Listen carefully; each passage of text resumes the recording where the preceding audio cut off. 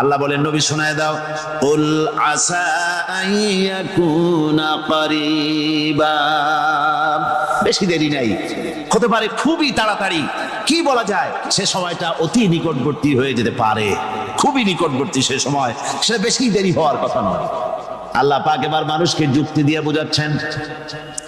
কোরআনে কারীম মানতে মানুষ অস্বীকার করলে আল্লাহ ডান্ডার ব্যবস্থা করেন নাই। নবীজিকে বলেছেন, ইন্নামা আনতা মুযাক্কিরুন লাস্তা আলাইহিম বিমুসাইতির। নবী, আপনি একজন উপদেশক, উপদেশ দিয়ে যান।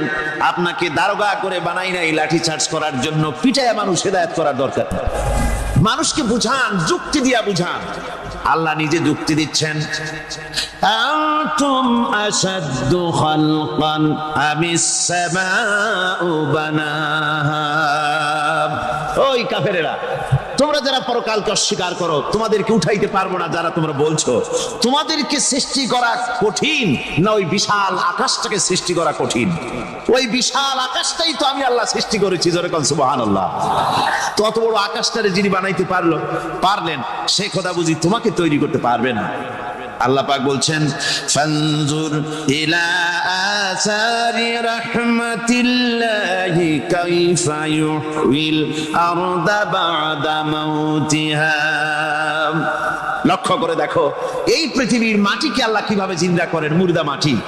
এই মাটি চৈত্র বৈশাখ মাসে প্রখর রোদে মাটি ফেটে চৌচির হয়ে যায়। এই ফেটে যাওয়া চৌচির মাটিতে আল্লাহ পাক বৃষ্টির পানি দিয়ে এই মাটিকে, এই মৃত্যু মাটিকে আল্লাহ পাক যেভাবে জিন্দা করেন, ইন্না যালিকা লামুহিল মাউতা ওয়া হুয়া আলা কুল্লি শাইইন কাদির। সে আল্লাহ পাক তোমরা মরলে পরে আবার এভাবে জিন্দা করতে পারবেন, জোরে কোন সুবহানাল্লাহ। আমার ভাইয়েরা, আল্লাহ পাকের পরে বলেন, দেখো মৃত্যু জমিনকে কেমনে জিন্দা করি। আল্লাহুল্লাযী আরসালার রিয়াহা ফাতুসিরু সাহাবা ফাসুকনাহু ইলা বালাদিন মাইতিন ফাআহইয়ানা বিহিল আরদা বা'দা মাউতিহা কাযালিকান নুশুর। আমি আল্লাহ রাব্বুল আলামিন ওই সমুদ্রের নোনা পানিগুলোকে, সমুদ্রের লবণাক্ত পানিগুলিকে বাষ্পীয় আকারে উত্থিত করে মেঘমালায় পরিণত করি, আর এরপরে বাতাসকে হুকুম করি, বাতাস এই মেঘটারে টেনে নিয়ে যাও অমুক জায়গায়। মেঘ চলে এলো, আল্লাহ রাব্বুল আলামিন বলেন, মেঘ এবার বিন্দু বিন্দু করে বৃষ্টি বর্ষণ করে দে। আমার হুকুমে ওই পানিগুলি বৃষ্টি হয়ে বিন্দু বিন্দু হয়ে জমিনে পতিত হয়। আল্লাহ বলেন, এভাবে করে বৃষ্টির পানি দিয়া মরা জমিনকে জিন্দা করে দিয়া নববধূ গর্ভধারণের যেমন প্রস্তুতি নেয়, বৃষ্টির পানি পায়া মরা জমিন তেমন ফসল ধারণের জন্য প্রস্তুতি নিয়ে নেয়। সুবহানাল্লাহ বিহামদিহি। এইটা যেভাবে আমি করি, কাযালিকান নুশুর, এইভাবে করে তোমাদের কি কিয়ামতের দিন আমি জিন্দা করতে পারবো? কেমনে অস্বীকার করো? কাইফা তাকফুরুনা বিল্লাহি ওয়া কুনতুম আমওয়াতান ফাহইয়াকুম সুম্মা ইউমীতুকুম সুম্মা ইলাইহি তুরজাউন। কি করে তুমি আমাকে, আমি আল্লাহকে অস্বীকার করো? কুনতুম আমওয়াতান, তুমি ছিলে নিষ্প্রাণ, ফাহইয়াকুম, এরপরে আমি তোমাকে জিন্দা করলাম, সুম্মা ইউমীতুকুম, এরপরে তোমাকে আমি মৃত্যু করব, সুম্মা ইহয়ীকুম, এরপরে তোমাদেরকে আবার আমি জিন্দা করব, সুম্মা ইলাইহি তুরজাউন, এরপরে তোমাদের সকলকেই আমার কাছে ফিরে আসতে হবে। দেখেন না, আমরা যখন মানুষকে কবরে রাখি, কবরে রাখা তারপরে উপরে মাটি দিয়ে কি বলেন আপনারা?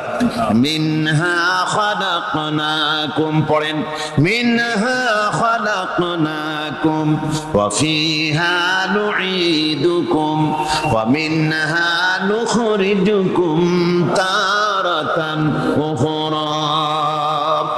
এ বান্দা, এই মাটি দিয়া তোরে তৈরি করা হয়েছিল, এই মাটির ভিতরে রেখে গেলাম, আবার এই মাটি থেকে আল্লাহ রাব্বুল আলামিন তোমারে জিন্দা করবেন।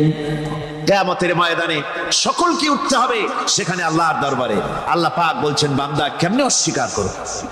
ইন কুনতুম ফি রাইবিম মিনাল বা'স ফাইন্না খালাকনাকুম মিন তুরাব।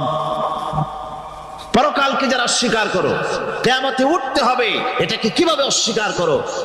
চিন্তা করে দেখো, তুমি নিষ্প্রাণ মাটি ছিলে, সেই মাটি দিয়েই আমি তোমাকে তৈরি করেছি। আবার আল্লাহ পাক মানুষকে আরো বুঝান, কিয়ামত আছে, পরকাল হবে, আল্লাহর দরবারে উঠতে হবে। আলাম ইয়াকুনু নুতফাতাম মিন মানিয়্যিন ইউমনা, তুমি কি মাতৃগর্ভে নিক্ষিপ্ত এক ফোঁটা পানি ছিলে না? সুম্মা কানা আলাকাতান ফাখালাকা ফাসাওয়া, এরপরে তোমাকে মাংসপিণ্ডে, জমাট রক্তে মাংসপিণ্ডে পরিণত করা হলো, এরপরে তোমাকে সুন্দর করে তোমাকে সুগঠিত করা হলো। ফাজআলা মিনহু যাওজাইনি যাকারা ওয়াল উনসা, এরপরে মাতৃগর্ভের ভিতরে আমি এটাকে পুরুষ বানালাম, কন্যা সন্তান অথবা পুত্র সন্তানে পরিণত করলাম। এইটা যে পেরেছে, যিনি পেরেছেন, আলাইসা যালিকা বিকাদিরিন আলা আইয়ুহিয়াল মাউতা, সে আল্লাহর পক্ষে কি সম্ভব নয় যে তোমার মৃত্যুর পরে তিনি আবার জিন্দা করতে পারবেন? কি বলেন সম্ভব না? তিনি পারবেন না? নিশ্চয়ই তিনি আবার কিয়ামতের মাঠে আমাদেরকে হাজির করতে পারবেন, এতে কোনো সন্দেহ নাই। আল্লাহ পাক সেই জন্য এখানে বলতেছেন যে ওরা বাল কাযযাবু বিসসাম, ওরা আসলেই পরে কালকে অস্বীকার করেছে। আপনি যে নবী, এতে কোনো সন্দেহ নাই। আপনি খানা খান, আপনি বাজারে যান, এটাই মূল আপত্তির বিষয় না। মূল কথা হলো তারা পরকালকে অস্বীকার করেছে। আল্লাহ পাক বলেন ওয়া আন্নাস সাআতা আতিয়াতুন লা রাইবা ফিহা, অবশ্যই সে সময় আসবে, সে কিয়ামত আসবে। মিন সুলালাতিন মিন তিন, লক্ষ্য করো, তুমি ছিলে মাটির নির্যাস থেকে তোমাকে তৈরি করা হয়েছে। শুধু মাটির নির্যাস থেকে তোমাকে কোনো মডেল ছাড়া, কোনো ধরনের আদর্শ ছাড়া, কোনো ধরনের নমুনা ছাড়া তোমাকে সৃষ্টি করা হবে। সুম্মা জাআলনাহু নুতফাতান ফি ক্বারারিম মাকিন, এরপরে মাতৃগর্ভের একটা অত্যন্ত সুরক্ষিত জায়গায় তোমাকে সংরক্ষণ করা হয়েছিল। সুম্মা খালাকনান নুতফাতা আলাকাতান ফাখালাকনাল আলাকাতা মুদগা, রক্তপিণ্ডকে, নাপাক পানিকে জমাট রক্ত করেছি, জমাট রক্তকে আমি আবার গোশত পিণ্ডে পরিণত করেছি। ফাকাসাউনাল ইযামা লাহমা, এরপরে সুন্দর করে চামড়া দিয়ে, গোশত দিয়ে একটা আকৃতি তোমাকে দান করেছি। সুম্মা আনশানাহু খালকান আখারা ফাতাবারাকাল্লাহু আহসানুল খালিকিন, এরপরে সুন্দর একটা বিশেষ একটা আকৃতি দিয়ে তোমাকে আমি সুন্দর করে সুগঠিত করে তোমাকে তৈরি করেছি। সুম্মা ইন্নাকুম বা'দা যালিকা লামাইতুন, এরপরে আমি আল্লাহ রাব্বুল আলামিন তোমাকে মৃত্যু দেব, অবশ্যই তোমাকে মৃত্যুবরণ করতে হবে। সুম্মা ইন্নাকুম ইয়াউমাল কিয়ামাতি তুবআসুন, এরপরে কিয়ামতের দিন আসবে, ওই বিশেষ মুহূর্ত আসবে, সেই নির্দিষ্ট সময় আসবে, ওই কিয়ামতের মাঠে আল্লাহর দরবারে তোমাদের সকলকে উঠতে হবে, কোনো সন্দেহ তাতে নাই। আল্লাহ পাক বলছেন ওয়া'আতাদনা লিমান কাযযাবা বিস-সাআতি সাঈরা, আমার এই পরকালকে, এই আখিরাতকে, কিয়ামতের দিনকে যারা অস্বীকার করবে, যারা মিথ্যা মনে করবে, আমি তাদেরকে জ্বলন্ত আগুনের শাস্তি তাদের জন্য রেখেছি। জোরে বলেন নাউজুবিল্লাহ। সেই কিয়ামত, যে দিনটা আল্লাহ পাক মানুষের জন্য রেখেছেন, সেই কিয়ামতের অবস্থা বড়ই মারাত্মক। মানুষেরা তা জানে না। মানুষ যদি তা বুঝতে পারতো, জানতে পারতো, তাহলে মানুষেরা গুনাহের কাজ করতে পারতো না।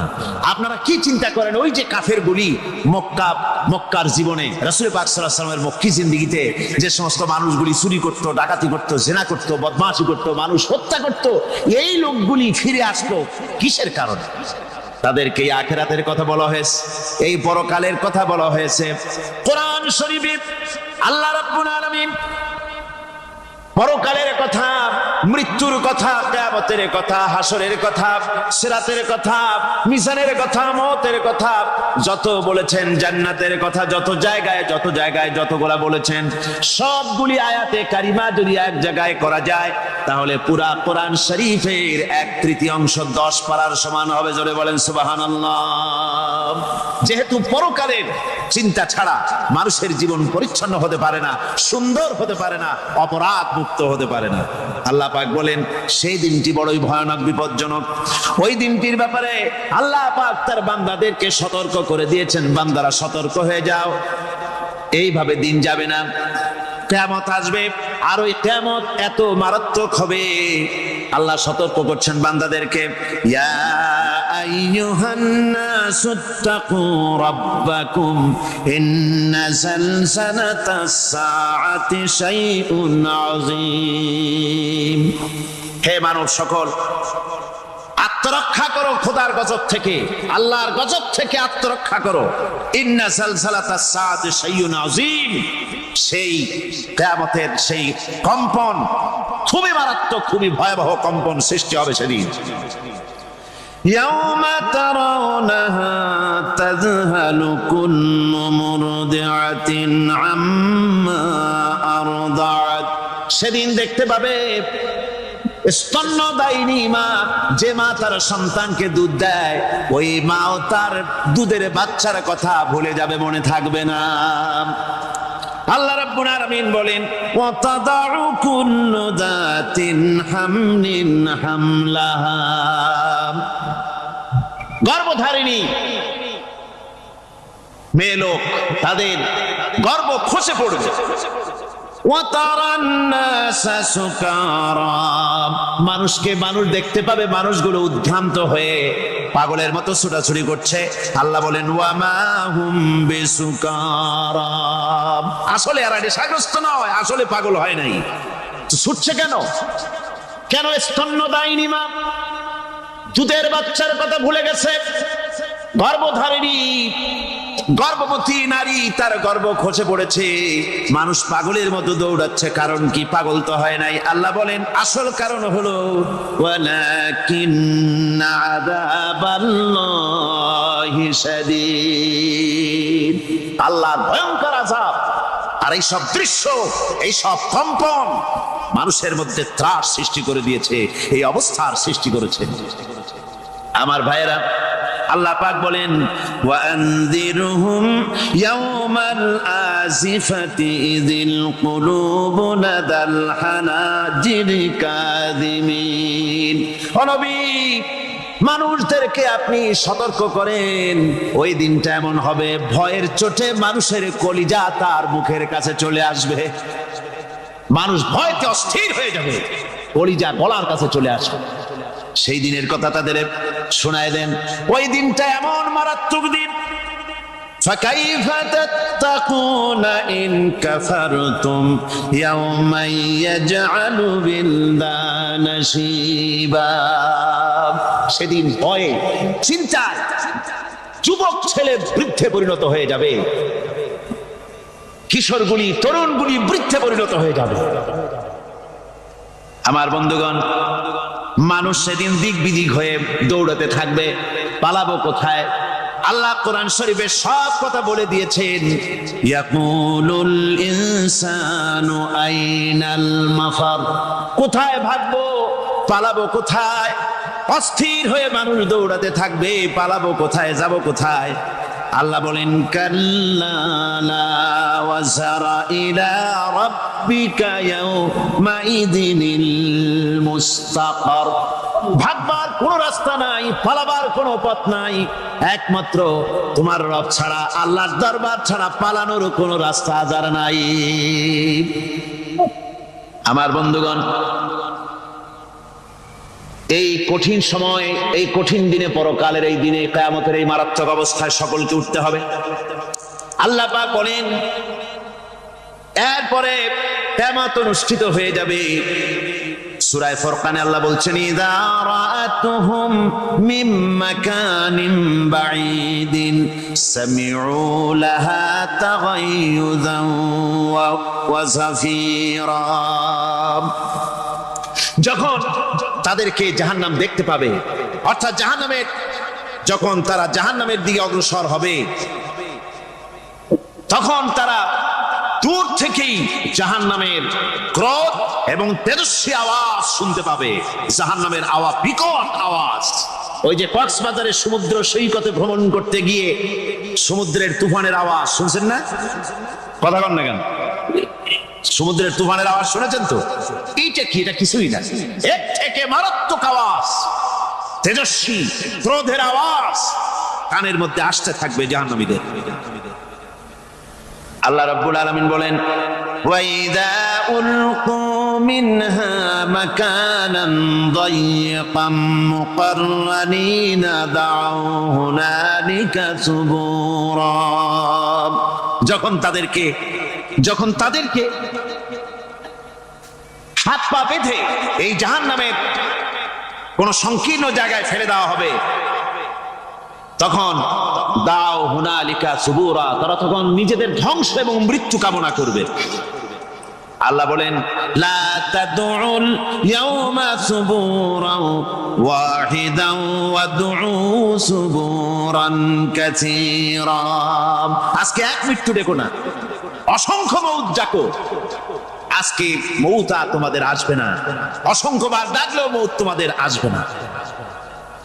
এই যে জাহান্নামের দিকে তাদের নিয়ে যাওয়া হবে, আল্লাহকে অস্বীকার করলে, নবীকে অস্বীকার করলে, ইসলামকে অস্বীকার করলে, আল্লাহর নবীর নবুয়তকে অস্বীকার করলে তাদের জায়গা হবে জাহান্নাম। আর সে জাহান্নাম এত মারাত্মক, এত কঠিন জায়গা, যে জায়গা সম্পর্কে আল্লাহ পাক বলছেন, ইন্নাহু মাইয়াতি রাব্বাহু মুজরিমান ফাইন্না লাহু জাহান্নামা লা ইয়ামুতু ফিহা ওয়া লা ইয়াহইয়া।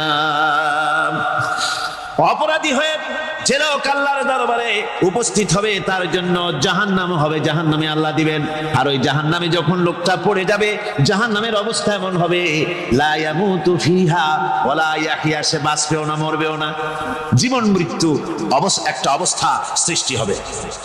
ওই জাহান্নামে নারুল্লাহিল মুকাদাতুল্লাতী তাত্তালিউ আলাল আফইদা। জাহান্নামের প্রচন্ড আওয়াজ, এই আগুন উৎক্ষিপ্ত হয়ে তাদের কলিজা পর্যন্ত, অন্তর পর্যন্ত স্পর্শ করবে এই আগুনের তাপ। আর এদের পাহারায় রাখা হবে, ইন্নাহা আলাইহিম মুসাদাতুন ফি আমাদিম মুমাদ্দাদা। জাহান্নামীদের পাহারায় রাখা হবে নির্মম, কঠোর ব্যবহার, কর্কশ আওয়াজ, কর্কশ ভাষী এ ধরনের ফেরেশতাদেরকে রাখা হবে তাদের পাহারায়, তারা নিয়োজিত থাকবে। আল্লাহ রাব্বুল আলামিন বলেন, ও দুনিয়ার মানুষ, ইয়া আইয়ুহাল্লাযীনা আমানু ও আনফুসাকুম ওয়া আহলিকুম নারা। ও ঈমানদারেরা, আল্লাহর তো দয়া বেশি বান্দার জন্য। বান্দার উপরে দয়া কার সবচেয়ে বেশি? সবচেয়ে বেশি দয়া হলো বান্দার উপরে আল্লাহ। আল্লাহ চান না যে সে জাহান্নামে যাক, কঠিন জায়গা জাহান্নাম। আল্লাহ বলেন, ও মুমিনেরা, তুমি নিজে আর তোমার পরিবারবর্গকে জাহান্নামের আগুন থেকে রক্ষা করো, আগুন থেকে রক্ষা করো, জাহান্নামের রাস্তা থেকে তাদের ফিরাও। ওই জাহান্নাম, যেই জাহান্নামের ইন্ধন হবে মানুষ আর পাথর। ফিরাও জাহান্নাম থেকে মানুষকে, তোমার সন্তানদেরকে ফিরাও। আজকে যে সব সন্তানের আল্লাহ বলেন তুমি নিজে বাঁচো, আহলো আয়ালকে বাঁচাও। যে সব সন্তান তোমার নামাজ নাই, রোজা নাই, আল্লাহ পরকালের চিন্তা নাই, যারা ইসলামকে বিশ্বাস করে না, যারা মনে করে কোরআন হচ্ছে বেহেশত দোজখের কথা শুধু, ওতে কোনো মানুষের অর্থনীতি, সমাজনীতি, রাজনীতির ব্যাপার নাই, মানুষের জীবনের দরকারি জিনিসগুলি সেখানে নাই। সুতরাং আমরা যদি দুনিয়ায় সুখ সমৃদ্ধি পেতে চাই, তাহলে আমাদেরকে মানুষের তৈরি করা মতবাদ মানতে হবে। এইভাবে ছেলেরা যখন মানুষের তৈরিকার মতবাদের দিকে যখন দৌড়ায়, মা বাপ যদি তাদেরকে না ফিরায়, জাহান্নাম থেকে বাঁচাবার জন্য যদি চেষ্টা না করে, কিয়ামতের দিন ওই সন্তানেরা জাহান্নামে, যখন জাহান্নামের অর্ডার তাদের হয়ে যাবে, তারা বলবে, রব্বানা আরিনাল্লাযাইনি আদাল্লানা।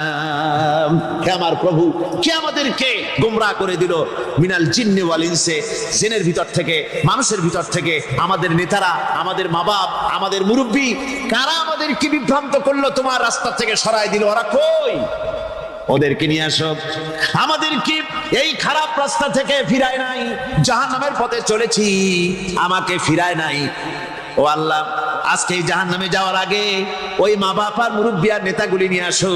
নাজআলহুমা তাহতা আকদামিনা লিয়াকুনা মিনাল আসফালিন, নিয়ে আসো ওদেরকে পায়ের তলে রেখে তারপরে জাহান্নামে যাব।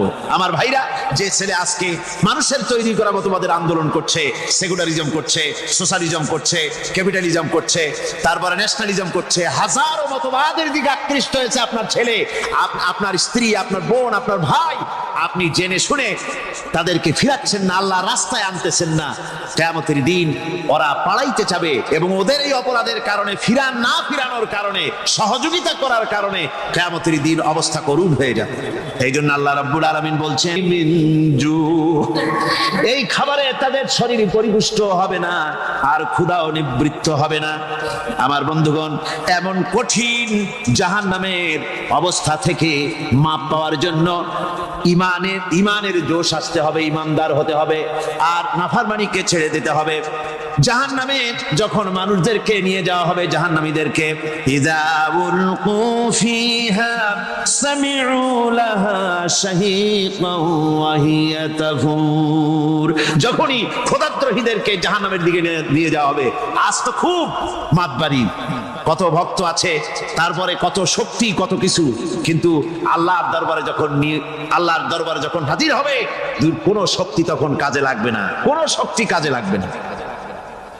জাহান্নামে যখন তাদেরকে নিয়ে যাওয়া হবে, জাহান্নাম তখন গোসায় ফেটে পড়তে থাকবে, জাহান্নামের ভিতর থেকে গর্জন আসতে থাকবে, তাকাদু তামাইয়াজু মিনাল গায়জ, জাহান্নাম যেন গোসায় ফেটে পড়তে চাইবে।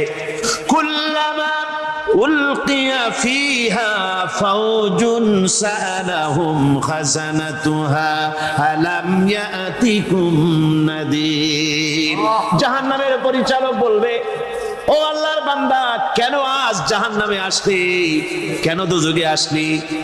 আলাম ইয়াতিকুম নাদির, তোর কাছে কি কোনো ভীতি প্রদর্শক কেউ যায় নাই? কোন নবীর কথা কি শোনো নাই? কোরআনের কথা কি শোনো নাই? হাদিসের কথা কি শোনো নাই? জাহান্নামে কেন এলি? এত বড় খারাপ জায়গা কেন আসলি? শোনো নাই কি কোনো ভয় দেখানো কেউ কি সব সতর্কবাণী শোনায় নাই? বেঈমানেরা বলবে, ক্বালু বালা ক্বাদ জাআনা নাযীর, হ্যাঁ আমাদের কাছে এসেছিল, আমাদের কাছে ভীতি প্রদর্শনকারী এসেছিল। ফাকাযযাবনা ওয়া কুলনা মা নাযালাল্লাহু মিন শাই, এসেছিল কিন্তু আমরা বলেছি বেটা মিথ্যে কথা বলে। জোরে কর নাউযুবিল্লাহ, বেটা মিথ্যে কথা বলে। কিসের বেহেশত, কিসের দোজখ? খালি দোজখের একটা ভয় দেখাইয়া দুনিয়ার এই টাটকা সুখগুলি নষ্ট করতে চায় এরা। পয়গম্বরদেরকে এরকম বলেছে, আর আলেমদেরকেও যখন কোরআন হাদিস থেকে বলা হয় তখন বলে, এরা জানি দোজখের কথা কইতে, দোজখ কিসের? আর বেহেশত সে তো এক অসভ্য উদ্যান। জোরে কর নাউযুবিল্লাহ। এমনি করে তারা তামসা করে। ওরা বলবে, আমরা এসেছিল ভীতি প্রদর্শনকারী, আমরা মিথ্যে মনে করেছি, বলেছি ওটা মিথ্যে কথা, আর বলেছি আল্লাহ এই ধরনের কিছু নাজিল করেন নাই।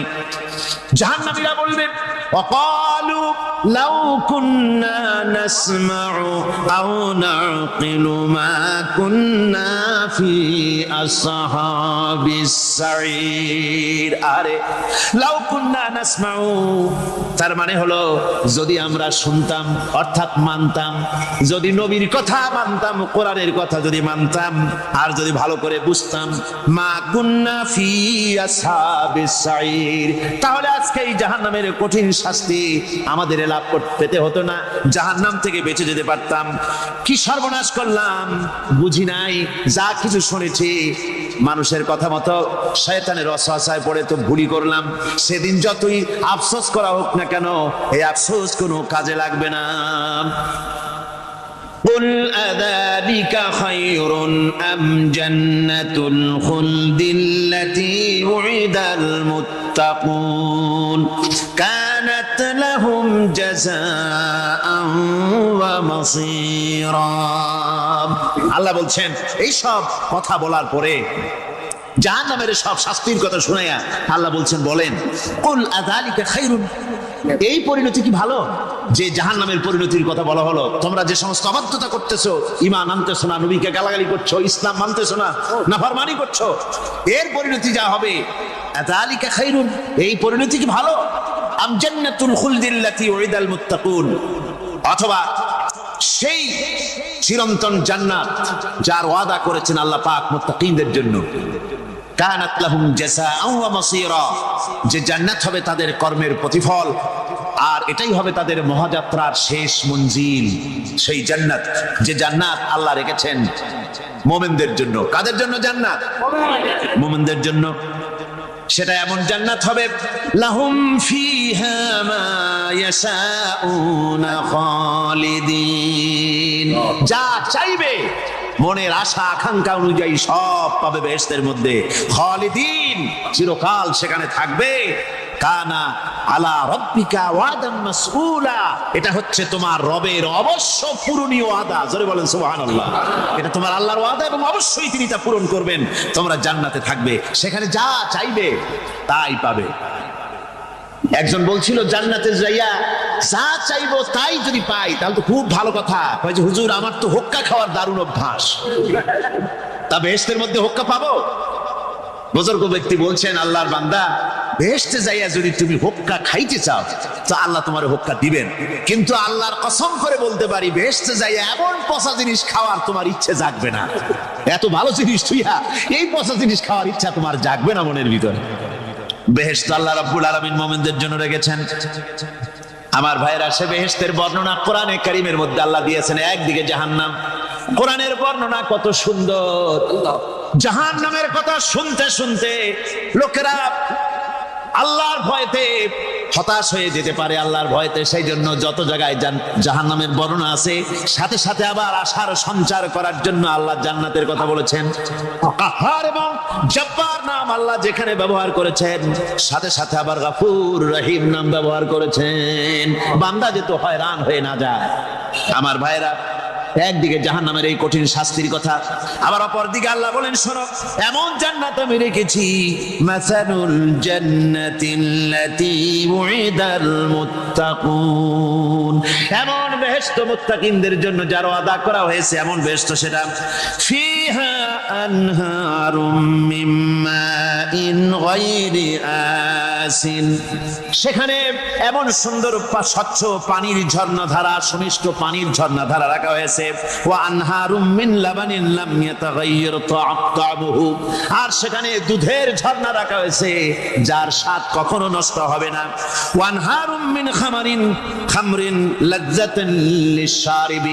আর রাখা হয়েছে পানীয়ের ঝর্ণাধারা যা পানকারীদের জন্য অত্যন্ত সুন্দর হবে খুবই সুস্বাদু হবে আর রাখা হয়েছে ওয়া আনহারুম মিন আসালিন মুসাফফা পরিষ্কার পরিচ্ছন্ন সুস্বাদু মধুর ঝর্ণা জোরে বলেন সুবহানাল্লাহ গাছপালা তৈরি করেছেন পানি তৈরি করেছেন সব ব্যবস্থা করে দিয়েছেন এমনকি শীতকালে পিঠা খাবেন রসের ব্যবস্থাও করে দিয়েছে চট্টগ্রামের রস আছে না কি গাছের রস খেজুর গাছের রস এই খেজুর গাছের গোড়া খুঁজতে খুঁজতে 5 মাইল নিচেও যদি চলে যান খেজুর গাছের মাথায় যেমন রস পাওয়া যায় খেজুর গাছের 5 মাইল নিচে কি ওরকম এক ফোঁটা পানি পাওয়া যাবে খেজুর গাছের ভিতরেও কি তেমন পাওয়া যাবে ঠিক জায়গা মতো কাটলে যেমন রস পাওয়া যাবে অন্য জায়গায় পাওয়া যাবে না আবার খেজুর গাছের পাশে একটা নিম গাছ আছে কিয়ামত পর্যন্ত নিম গাছ গিয়া শোষেন মিষ্টি লাগবে কি লাগবে আল্লাহ রাব্বুল আলামিন আপনি পিঠা খাবেন খেজুর গাছ দিয়ে রস তৈরি করে দিলেন পায়েস খাবেন চাউল তৈরি করে দিলেন গম দিয়ে দিলেন গোশ খাবেন কিমা খাবেন কি খাবেন সমস্ত কিছু রব্বুল আলামিন তৈরি করে মানুষের সামনে দিয়ে দিলেন আর বললেন খাও পান করো খাও আর আমার শুকর আদায় করো মাঝে মধ্যে পড়ো আলহামদুলিল্লাহি রাব্বিল العالمين এই যে ঠান্ডায় গোটা পৃথিবী এখনো ঠান্ডা শুরু হয়নি। এই ঠান্ডা শুরু না হওয়ার কারণ আমরা, এটা কারণ কারা? আমরাই। গ্লোবাল ক্লাইমেটের চেঞ্জ এসেছে, গোটা দুনিয়া আবহাওয়ার পরিবর্তন হয়ে গিয়েছে। শীতের সময় শীত নাই, গরমের সময় গরম নাই। এটা কি খুব ভালো? এটা কি? এটা রোগ ব্যাধি বেশি হওয়ার লক্ষণ। শীত যখন আসে, এত প্রচন্ড শীত, গোটা পৃথিবী যত এসি আছে, সমস্ত শক্তিশালী এসি প্লান্ট একযোগে যদি ছেড়ে দেওয়া হয়, আল্লাহ শীতকালে শীত দেন, তার সহস্র কোটি কোটি ভাগের এক ভাগের শীত কি পৃথিবীর মানুষ তার যন্ত্রপাতি দিয়ে তৈরি করতে পারবে? পারবে। সূর্য দিয়ে প্রতি মুহূর্তে আল্লাহ পাক যে তাপ দেন, গোটা বিশ্বের সমস্ত আগুন একসঙ্গে যদি জ্বালানো হয়, সেই তাপ কি তৈরি করা সম্ভব হবে? হবে না। আল্লাহ রাব্বুল আলামিন মানুষের কল্যাণের জন্য মানুষের যা কিছু প্রয়োজন সবকিছু একটা একটা করে এভাবে তৈরি করে মানুষের সামনে সবকিছু দিয়ে দিয়েছেন এবং প্রয়োজন মিটিয়ে দিয়েছেন। যার যা প্রয়োজন তা তিনি মিটিয়ে দিয়েছেন। আমাদের দেশে, আমার দেশের বাঘ, আমার দেশের হরিণ, আমার দেশের কুকুর, তাদের গায়ে তারা যে ধরনের ইউরোপ আমেরিকার শীত প্রধান দেশের পশুগুলি এরকমের না।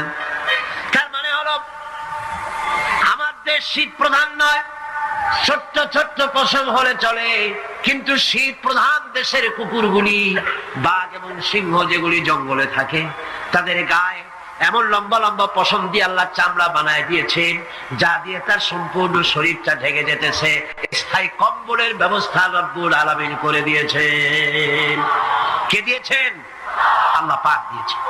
এবং সেই চামড়া দিয়ে, সে চামড়া যেন আপনি ব্যবহার করতে পারেন, সেজন্য আল্লাহ পাক আপনার জন্য সুন্দর করে সেই চামড়া দিয়ে কাপড় চোপড় তৈরি করার, জামা ব্যবহার করার সব ব্যবস্থা আল্লাহ করে দিয়েছেন। কম্বল তৈরি করার ব্যবস্থা করে দিয়েছে। আল্লাহ পাক যা খুশি তাই করতে পারেন। কোরআন বলতেছে ফাআলুল লিমা ইউরিদ, যা খুশি তাই তিনি করেন।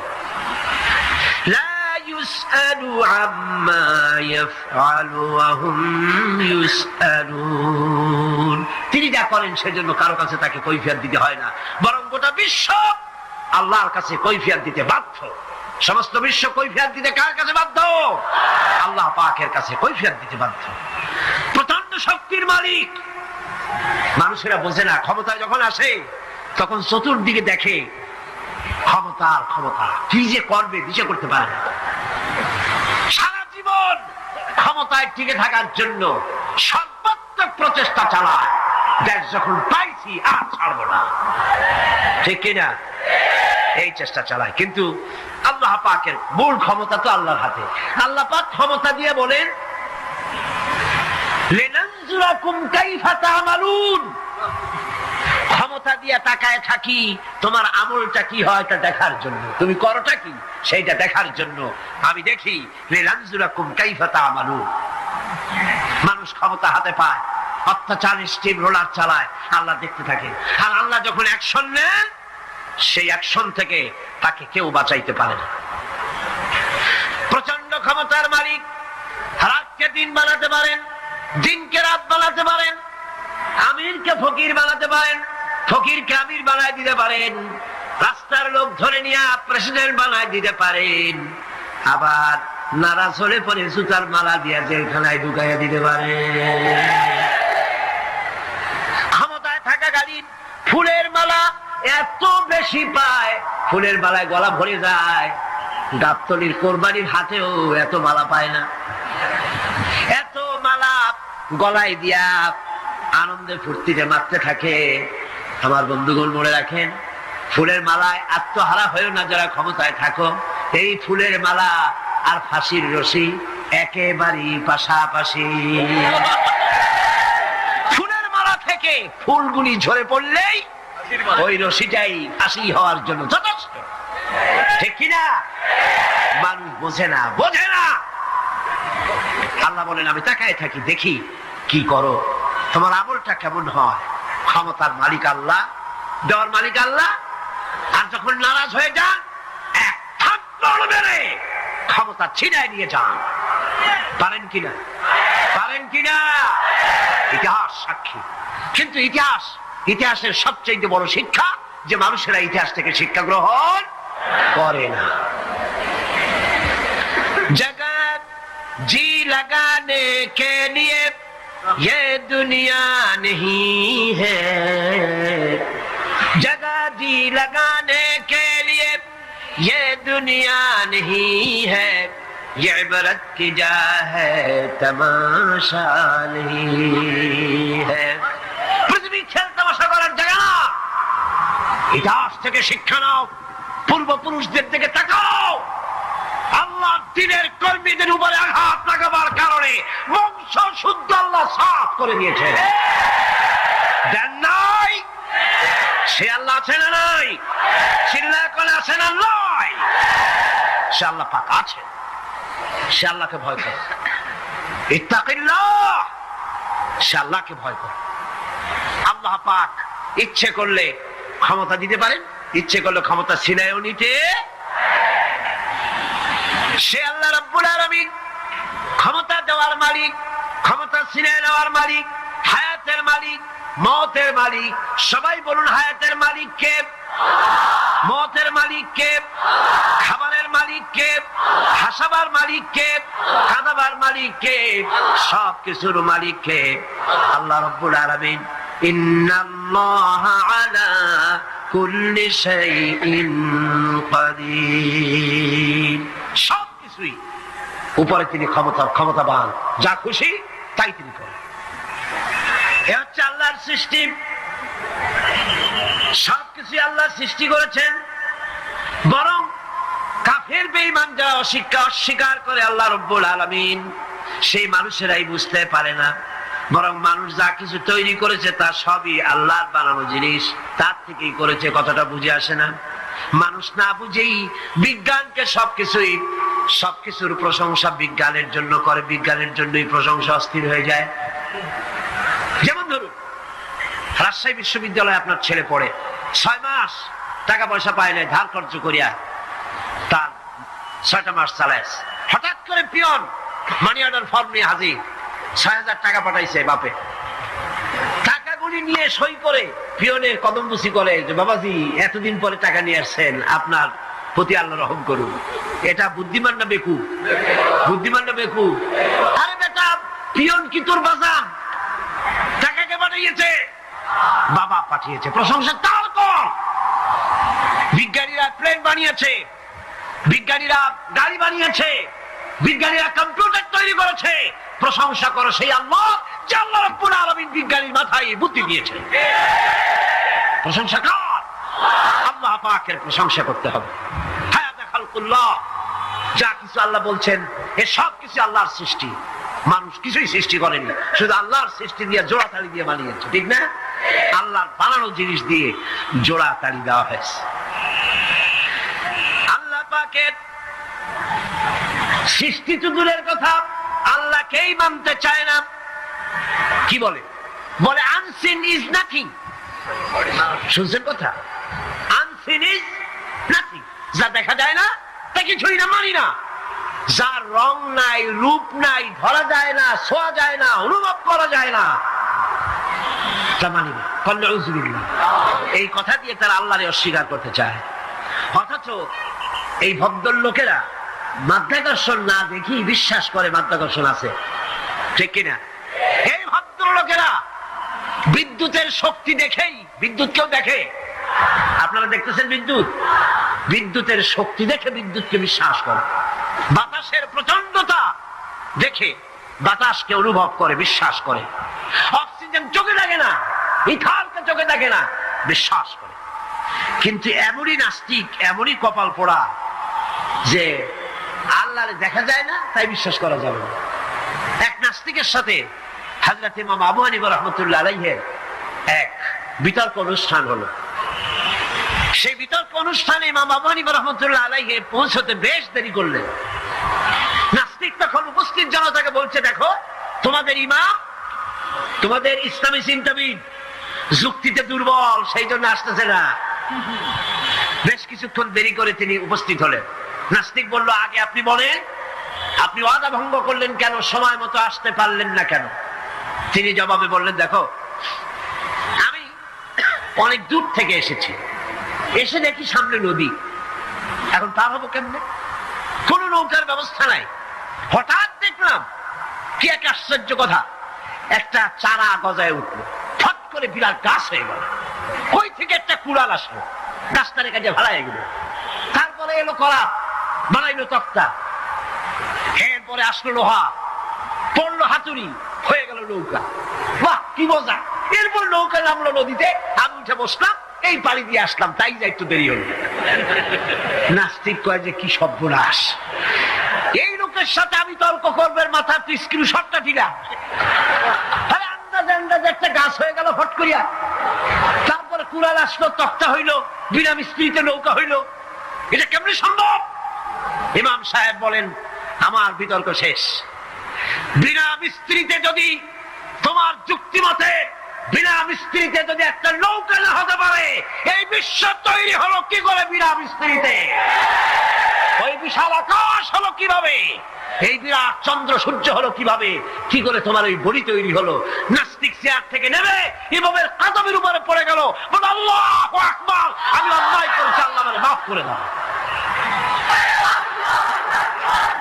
নাস্তিক ঘোষণা করে দিল, লা ইলাহা ইল্লাল্লাহু মুহাম্মাদুর রাসূলুল্লাহ।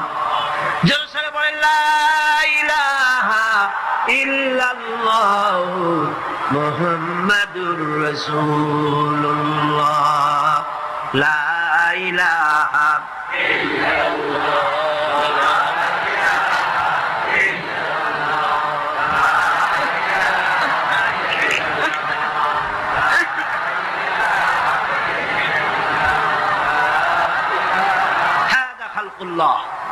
আল্লাহর সৃষ্টি। কার সৃষ্টি? বলেন সবাই খুশি হয়ে, কার সৃষ্টি? আল্লাহ ছাড়া কে কি বানাইছে? দেখো, সব কে বানিয়েছে? খুশি হইয়া, মুখ ফুলাইয়া জোরে কোন কে বানিয়েছে? ওই আল্লাহ রাব্বুল আলামিন বলেন, দুনিয়ার সব দিক থেকে চোখ ফিরাইয়া এবার নিজের দিকে তাকাও। ওয়াফি আনফুসিকুম ওয়াফি আনফুসিকুম আফালা তুবসিরুন। এমনকি তোমাদের নিজেদের মধ্যেও আমার নিদর্শন আছে। তারা কি তা অনুধাবন করে না? তোমার মধ্যেও আমার নিদর্শন আছে। কার মধ্যে? আমাদের মধ্যে। কোন কার মধ্যে? আমাদের মধ্যে আল্লাহর নিদর্শন আছে। মানুষ যদি তার নিজের দেহের প্রতি লক্ষ্য করে, তাহলে সে মহান আল্লাহ পাকের অসংখ্য কুদরত দেখতে পাবে। যেমন একটি শিশু যখন জন্ম হয়, তখন তার হাড়ের পরিমাণ হয় 305টি। 305টি। পরে এগুলি একটা দুটো মিশে গিয়ে পরিমাণ দাঁড়ায় 206টি হাড়। 560টি পেশি দিয়ে এই হাড়গুলিকে বেঁধে রাখা হয় এবং মোট গিরার পরিমাণ দাঁড়ায় 100 গিরা। আপনি কি জানেন আপনার আঙ্গুলের মাথা থেকে বাহু পর্যন্ত কয়টা গিরা আছে? গণবেন কখন? কিলাকিলি করি তো কুল পান না। দেখেন না গিরা কতগুলা। আঙ্গুলের এই আঙ্গুলের মধ্যেই কতগুলা গিরা। এখানে গিরা, সেখানে গিরা, এখানে গিরা, এখানে গিরা, এখানে গিরা, বাহুতে গিরা। গিরা যদি একটাও না হতো, হাতটা হাত হইতো না। হাত কি হইতো? লাঠি। লাঠি হইতো। ভাত খাওয়া যাইতো না। ভাত খাইতে গেলে মাখানো লাগে কিনা? মাখানো লাগে না? মাখাইবেন কি দিয়ে? হাতগুলা, আঙ্গুলে গিরা নাই, সব কাঁটা চামচ। আর কেনুতে গিরা নাই, হাত ক্লোজ হবে না, নিজের মুখে আসবে না। দুই হাতের মাথায় একজন বসবে, একজন আরেকজনের খাওয়াবে। তাও আবার খাওয়াইতে গিয়ে মুখের মধ্যে না গিয়ে নাকের সিধার মধ্যে গিয়ে হাসতেছেন। সুবহানাল্লাহ। তোমার ভেতরে আমার নিদর্শন আছে, অনুধাবন করো। মানব শরীর এক আশ্চর্য মেশিন। সুবহানাল্লাহ। আশ্চর্য মেশিন। লক্ষ কোটি সেল এবং নার্ভ সেল দিয়ে জটিল মেশিন পত্রের সমন্বয় এই দেহ তৈরি করা হয়েছে। এবং এই শরীরের ভিতরে দুটো মূল্যবান জিনিস আছে। তার একটি হচ্ছে কন্ট্রোল রুম, যাকে বলা হয় ব্রেইন। যেটা কি? ব্রেইন। আরেকটা হচ্ছে জেনারেটর। সেই জেনারেটরটা কি? হার্ট। আপনার হৃৎপিণ্ডে। অফি আনফুসিকুম আফালা তুবসিরুন। লক্ষ্য করো না কেমনে? তোমার শরীরের দিকে তাকাও না। Brain, control room. হার্টের কাজ হচ্ছে রক্তগুলিকে সার্কুলার করা, রক্তগুলিকে পৌঁছে দেওয়া সর্বত্র। যা খাচ্ছেন সমস্ত খাদ্যগুলিকে, রক্ত তৈরি হচ্ছে, হার্টের কাজ হলো এটাকে এইভাবে করে করে পৌঁছে দেওয়া। আর এই রক্তগুলি যদি না পৌঁছায়, শরীরের যে অংশে রক্ত পৌঁছাবে না সে অংশ কি হবে?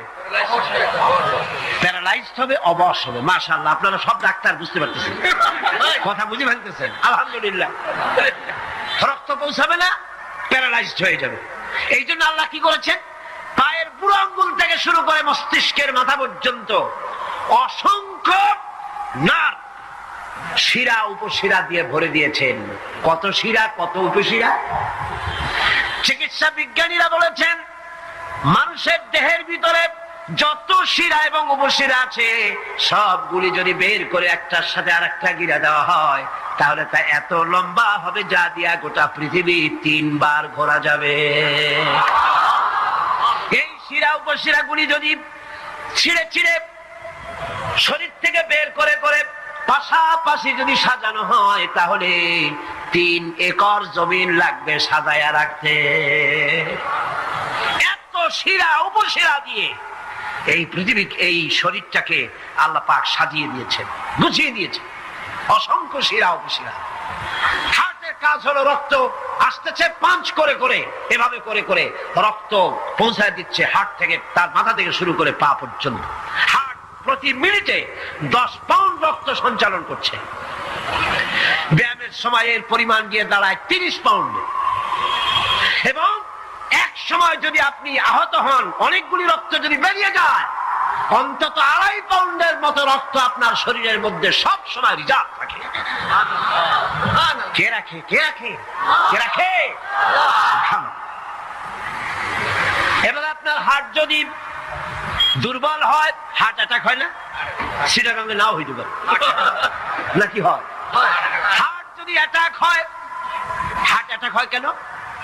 হার্টের যেই জিনিস ভেতর দিয়ে রক্তগুলি প্রবাহিত হয়, আর্টারি যেগুলি, এই আর্টারিগুলি যদি অতিরিক্ত চর্বির কারণে, অনেকে তো খায় জম্মের খাওয়া, ডাইনি বাই তাকায় না, সুবহানাল্লাহ, সাইলেন্ট কপাল বাদ দেওয়ার সব পেট, খাওয়ার সময় বিসমিল্লাহ কয় না, শেষও আলহামদুলিল্লাহ কয় না, খায় আর কয় যা মজা হইছে, কোনো কথাবার্তাও পাইকারি দরে খেলে পরে চর্বি হবে। এই চর্বিগুলো গিয়ে হার্টের যে আর্টারিগুলি আছে, রগ আছে, এই রগগুলির ভিতরে চর্বি জমে যায়। চর্বি জমার কারণে রক্ত পাস করতে পারে না, হার্ট অ্যাটাক করে। হার্ট অ্যাটাক করলে পরে রোগী যদি বেঁচে যায় তাহলে বাইপাস অপারেশন করতে হয়। বাইপাস অপারেশন করতে যখন যায় তখন তার জন্য রগ দরকার। ওই যেটা ব্লক হয়েছে ওটা ফেলে দিতে হবে, নতুন আরেকটা রগ লাগবে। এবার আপনি দেখেন আমার আল্লাহর কুদরতের দিকে তাকান। আপনার হার্ট অ্যাটাক করতে পারে, নতুন করে একটা রগের দরকার হতে পারে। এই রগ গরুর রগ দিয়ে হবে না, এই রগটা ছাগলের রগ দিয়ে হবে না। কোথায় পাবেন রগ? কে দেবে আপনার রগ? আল্লাহ পাক আপনার পায়ের ভেতরে রানের মধ্য দিয়া স্পায়ার রগ সেখানে রেখে দিয়েছেন। হার্ট অপারেশন যখন করা হয় ডাক্তারেরা ব্লক করা হার্ট, ওই রগটাকে ফেলে দিয়া উরুর ভিতর থেকে রগ বের করে কলিজার মধ্যে লাগায়া দেয়। সুবহানাল্লাহ। দুটি মাত্র কিডনি হলে, একটি মাত্র কিডনি হলে শরীরটা আপনার বেঁচে যায়।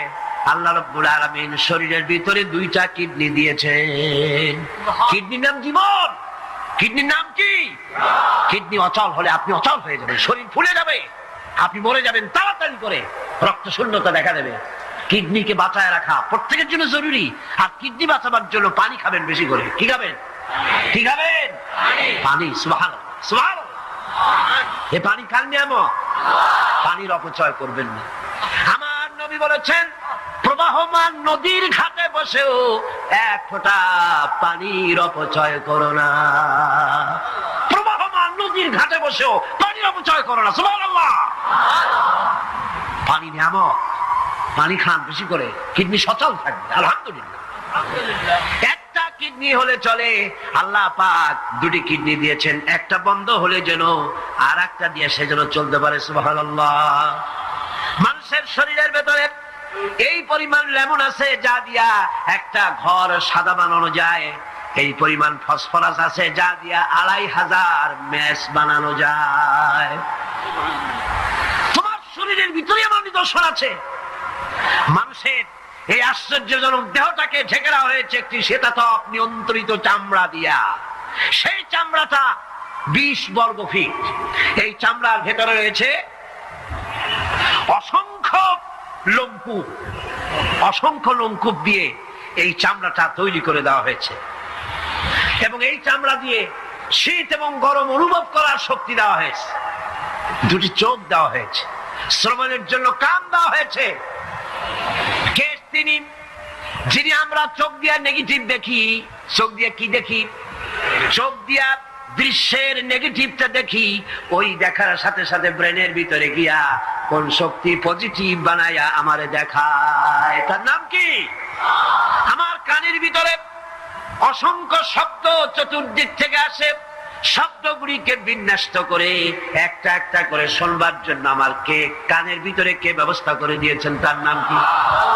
একটা মাত্র জিহ্বা, একটি মাত্র জিহ্বা মুখের মধ্যে আল্লাহ দান করেছেন। এই জিহ্বার ভিতরে কত স্বাদ আল্লাহ রব্বুল আলামিন দান করে দিলেন। এই জিহ্বায় রসগোল্লার স্বাদ একরকম, জিলাপির স্বাদ আর একরকম, চানাচুরের স্বাদ একরকম, পুঁটি মাছের স্বাদ একরকম, লোট্টা ফিশের স্বাদ আর একরকম, ঠিক কিনা? শুটকি মাছের স্বাদ আর একরকম, কাবাবের স্বাদ আর একরকম, আপেলের স্বাদ একরকম, বড়ের স্বাদ একরকম। একটা জিহ্বা দিয়া হাজারো স্বাদ নেওয়ার তৌফিক দিলেন আল্লাহ। সেই খাবার সময় বিসমিল্লাহ বলে না, পরেও আলহামদুলিল্লাহ কয় না।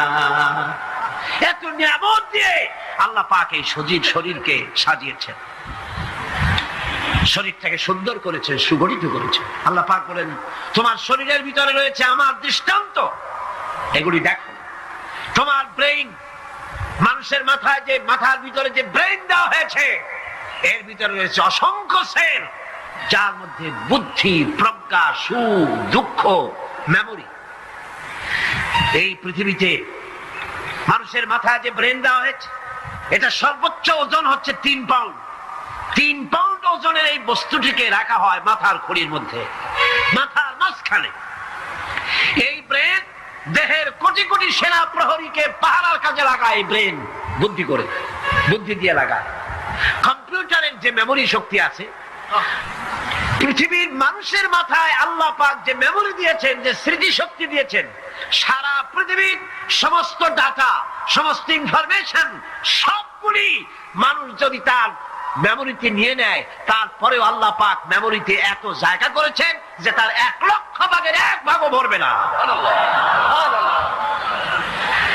এই ব্রেন দিয়ে আল্লাহ পাক মানুষকে বুঝতে বলেছেন, তাকা, লক্ষ্য করো, আমার পৃথিবী দেখো, দুনিয়া দেখো, নিজেকে দেখো, এবং আমার অস্তিত্বের কথা স্বীকার করো। আমি তোমাকে সৃষ্টি করেছি। আল্লাহ পাক বলেন হাদা খালকুল্লাহি ফাআরুনি মাযা খালাকাল্লাযীনা মিন দুনিহি বালিয যালিমুনা ফি যালালিম মুবিন। এই হচ্ছে আল্লাহর সৃষ্টি। এখন দেখাও তো অন্যরা কি সৃষ্টি করেছে, অন্যরা কি সৃষ্টি করেছে? আছে কিছু? অন্যরা আল্লাহর জিনিস দিয়া, তারা আল্লাহর জিনিস দিয়ে জোড়াতালি দিয়ে তৈরি করেছে, কিন্তু সমস্ত সৃষ্টির মূল হচ্ছে আল্লাহ পাক। আজকে আমাদের সন্তানদেরকে যদি কোরআন থেকে আজকে যে কথাগুলি বললাম, এই কথাগুলি যদি কলেজে বিশ্ববিদ্যালয়ে পড়ানো হতো, আমার ছেলে কি নাস্তিক হতে পারত? বলেন, আমার এই ছেলে কলেজে বিশ্ববিদ্যালয়ে যেসব ছেলেপেলেরা পড়ে, এগুলি কি বোম্বাই থেকে আসছে না মঙ্গল গ্রহ থেকে নাজিল হয়েছে? আমাদের ছেলেপেলে কি? এই ছেলে যখন প্রাইমারি স্কুলে পড়তো, তখন রমজান মাসে সেহরি করতে না উঠাইলে সকাল বেলায় মা বাপের উপরে অভিমান করে, রাত করে, কান্দাকাটি করে, না খাইয়া সারাদিন রোজা রেখেছে। ঠিক না? বলেন আমার এই কথাটা ঠিক কিনা? এই ছেলেটি প্রাইমারি ছেলে হাই স্কুলে যখন গিয়েছে তখনও সে নামাজ পড়তো, আলেম ওলামা দেখলে ভক্তি করত, শ্রদ্ধা করত। যেই না কলেজে ঢুকলো নামাজ গেল, রোজা গেল, চরিত্র গেল। এরপরে আলেম ওলামা পীর বুজুর্গ দেখলি বলতে থাকে এরা এই দেশটারে খাইছে।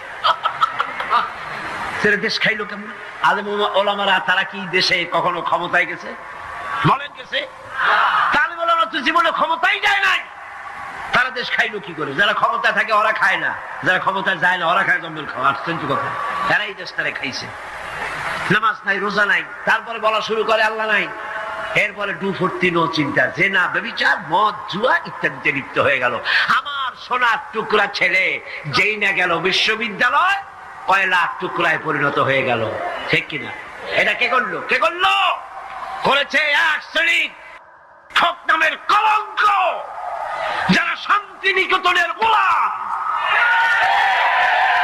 যারা মার্কস এবং লেনিনের গোলাম, মাও সেতুংয়ের গোলাম। এই গোলামেরা দুনিয়ার মানুষকে, আমার সন্তানগুলিকে ধ্বংস করে দিল।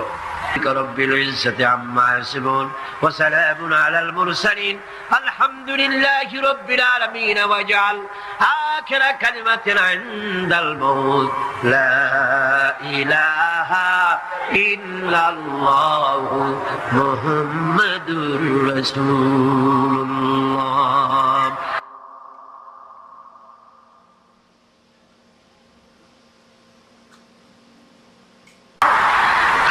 বলছেন আম্মান ইউজিবুল মুত্তাররা ইযা দাআহু ওয়া ইয়াকশিফুস সুআ ওয়া ইয়াজআলুকুম খুলাফাআল আরদ। আল্লাহ পাক বলেন এমন কে আছেন যিনি ব্যাকুল এবং অস্থির দোয়া যিনি শোনেন, এমন কে যিনি তোমাদেরকে দুনিয়ার খলিফা বানায় দিয়েছেন, দুনিয়া ব্যবহার করার উপযোগী করে দিয়েছেন, ব্যবহার করার, ভোগ করার সুযোগ করে দিয়েছেন। তিনি কে? তিনি হচ্ছেন আল্লাহ পাক। গভীর রাত্রে আপনি যে ক্রন্দন করেন, চিন্তা করেন, মামলায় পড়ে, মকদ্দমায় পড়ে, কষ্টে পড়ে, ঋণগ্রস্ত হয়ে, রোগগ্রস্ত হয়ে, ব্যথা নিয়ে, বেদনা নিয়ে, অস্থির মন নিয়ে আপনি যে দোয়া করেন, সেই দোয়া কে শোনে বলেন? কে শোনে? আল্লাহ রাব্বুল আলামিন বলেন আমি শুনতে পাই, আমি সব শুনতে পাই। সামিউম বাসীর, এমন কিছু নেই যে আমি শুনি না।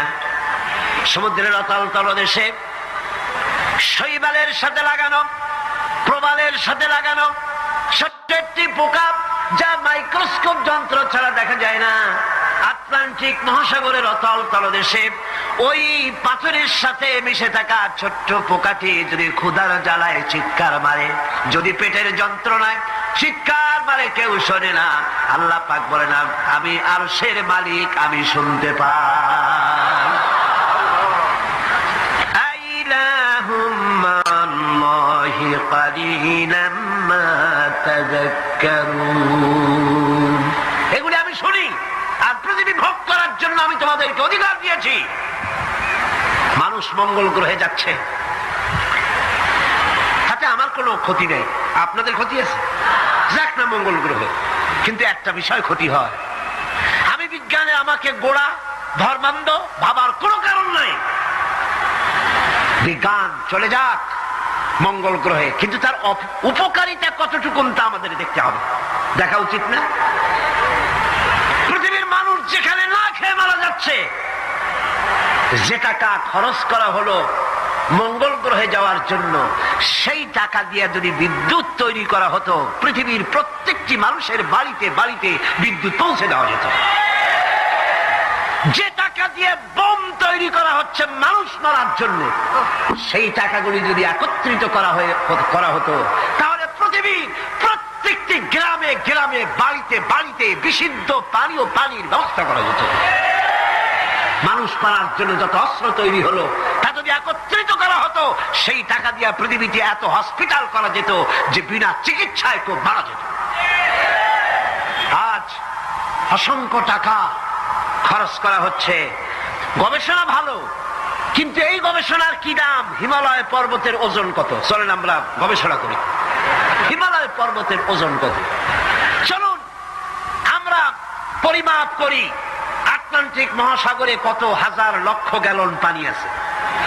চলুন সাহারা মরুভূমিতে যাই, হিসাব করে দেখি কত সহস্র কোটি বালুকণা সেখানে আছে। এ ব্যাপারে কোটি কোটি সহস্র সহস্র বিলিয়ন মিলিয়ন ট্রিলিয়ন ডলার খরচ করার কোন দাম আছে? মানুষ মানুষের জন্য, মানুষ মানুষের কল্যাণের জন্য। সেই কল্যাণ যদি সাধিত না হয় তাহলে কি হবে? আল্লাহ পাক বলছেন এই পৃথিবী তোমাদের জন্য ভোগ দখলের জন্য দিয়েছি। পৃথিবী নিয়ে বেশি ভাবো, এখানে নিয়ামত আছে। সাথে বাস করতে পারবা না, সাথে যাইতে পারো। সাথে তো মানুষ গেছেও, যাইতে ক্ষতি নাই, আমি কিন্তু মানা করি না। আর আমার মানা শরীবে কে? সাথে যাক না, ক্ষতি কি? আমার বক্তব্য মনে হয় বুঝতে আপনাদের কষ্ট হয়নি। বুঝতে কষ্ট হয়েছে? আমার বক্তব্য হচ্ছে যে রিসার্চে, যে গবেষণায় মানবতার কল্যাণ হয়, পৃথিবীর কল্যাণ হয়, টাকা সেখানে লাগু। কিন্তু পৃথিবীর ইহুদি খ্রিস্টান ঐক্যবদ্ধ, মানবতার কল্যাণে টাকা খরচ করা হবে না। মানবতার কল্যাণে না, বরং অন্য কাজে রিসার্চ করে করে টাকা পয়সা খরচ করা হবে। যাক, তারা করতে থাকুক। এরপরে আল্লাহ পাক বলেন, আম্মান ইয়াহদিকুম ফি যুলুমাতিল বাররি ওয়াল বাহরি ওয়া মান ইউরসিলুর রিয়াহা বুশরাম বাইনা ইয়াদাই রাহমাতিহি। কে সে যিনি জলে স্থলে অন্ধকারে তোমাদের পথ দেখিয়ে দেন? অন্ধকারের ভিতরে, পানির ভিতরে এবং স্থল ফাঁকে কে তোমার পথ দেখায়? কে দেখায়? বলেন না, কে দেখায়? সমুদ্রের ভিতরে নাবিকেরা যখন পথ চলে, দিনের বেলায় সূর্য দেখে পথ নির্ণয় করে, কিন্তু রাতের বেলায়, রাতের অন্ধকারে সে যেন পথ হারায় না ফেলে, সেই জন্য আল্লাহ রাব্বুল আলামিন বলেন, আমি আকাশে তারকা খচিত করে রেখেছি। তারকা দেখে দেখে নাবিকরা পথ নির্ণয় করে গন্তব্যে পৌঁছে যায়, পথ হারায়া যায় না। অন্ধকারের ভিতরে আমি তো পথ সৃষ্টি করেছি। আইলাহুম মা'আল্লাহ তাআলা আল্লাহু আম্মা ইউশরিকুন। ওই আল্লাহর সাথে কে আছে শরীক, যিনি কাজগুলিতে আল্লাহর সাথে সহযোগিতা করেছে? আছে কেউ? সুতরাং আল্লাহ পাক যারা শিরক করছে তার থেকে আল্লাহ পাক মুক্ত। যিনি বৃষ্টি বর্ষা এবং বৃষ্টির আগে ঠান্ডা বাতাস দিয়ে বৃষ্টি আসছে এই সুসংবাদ প্রদান করেন, এ কাজের মধ্যে কেউ নেই আল্লাহর শরীক। এবার আল্লাহ পাক বলছেন, আইলাহুম মা'আল্লাহ কুল হাতু বুরহানাকুম ইন কুনতুম সাদিকিন। আল্লাহর কোন কাজে কোন শরীকদার নাই, অংশীদার নাই। আছে? বলো, যদি তোমাদের কাছে কোনো দলিল থাকে দলিল পেশ করো। আকাশ তৈরি, সূর্য তৈরি, চন্দ্র তৈরি, গ্রহ নক্ষত্র, সৌররাজি, নবমণ্ডল, ভূমণ্ডল, যা কিছু আমি বানিয়েছি আর যা কিছু করেছি, এর মধ্যে আমার শরীক কে আছে দেখাও। যদি তোমার কাছে দলিল থাকে দলিল আনো, যুক্তি পেশ করো। আছে কোনো যুক্তি? এদের কাছে যুক্তি হলো আকাশ বলতে কিছুই নাই। কি আছে? অনেক দূরে, সেই জন্য নীলে নীলে দেখা যায়। আর কি? আর হচ্ছে দেয়ার ইজ নো গড, স্রষ্টা বলতে কেউ নাই। নাউযুবিল্লাহ মিন যালিক। জোরে বলেন নাউযুবিল্লাহ। আল্লাহ রাব্বুল আলামিন তিনি বলছেন, বাদিউস সামাওয়াতি ওয়াল আরদি আন্না ইয়াকুনু লাহু ওয়ালাদুন ওয়া লাম তাকুন লাহু সাহিবাতুন ওয়া খালাকা কুল্লা শাইইন ওয়া হুয়া বিকুল্লি শাইইন আলীম। তিনি তো আসমান এবং জমিনের অস্তিত্ব সৃষ্টি করেছেন, তার পুত্র কন্যা কি করে হতে পারে? খ্রিস্টানরা দাবি করেছে আল্লাহর ছেলে আছে, কন নাউযুবিল্লাহ। ইহুদিরা দাবি করেছে আল্লাহর ছেলে আছে, কন নাউযুবিল্লাহ। খ্রিস্টানরা আল্লাহর স্ত্রী পর্যন্ত বানিয়েছে, কন নাউযুবিল্লাহ। আল্লাহ পাক বলেন, ছোট্ট একটি সূরার ভিতরে তাওহীদের কথা এমন ভাবে পেশ করেছেন যা গোটা পৃথিবীর মানুষ যদি হেদায়েত পেতে চায় ছোট্ট সূরাটি তার জন্য যথেষ্ট। পড়েন আমার সাথে, কুল হুয়াল্লাহু আহাদ।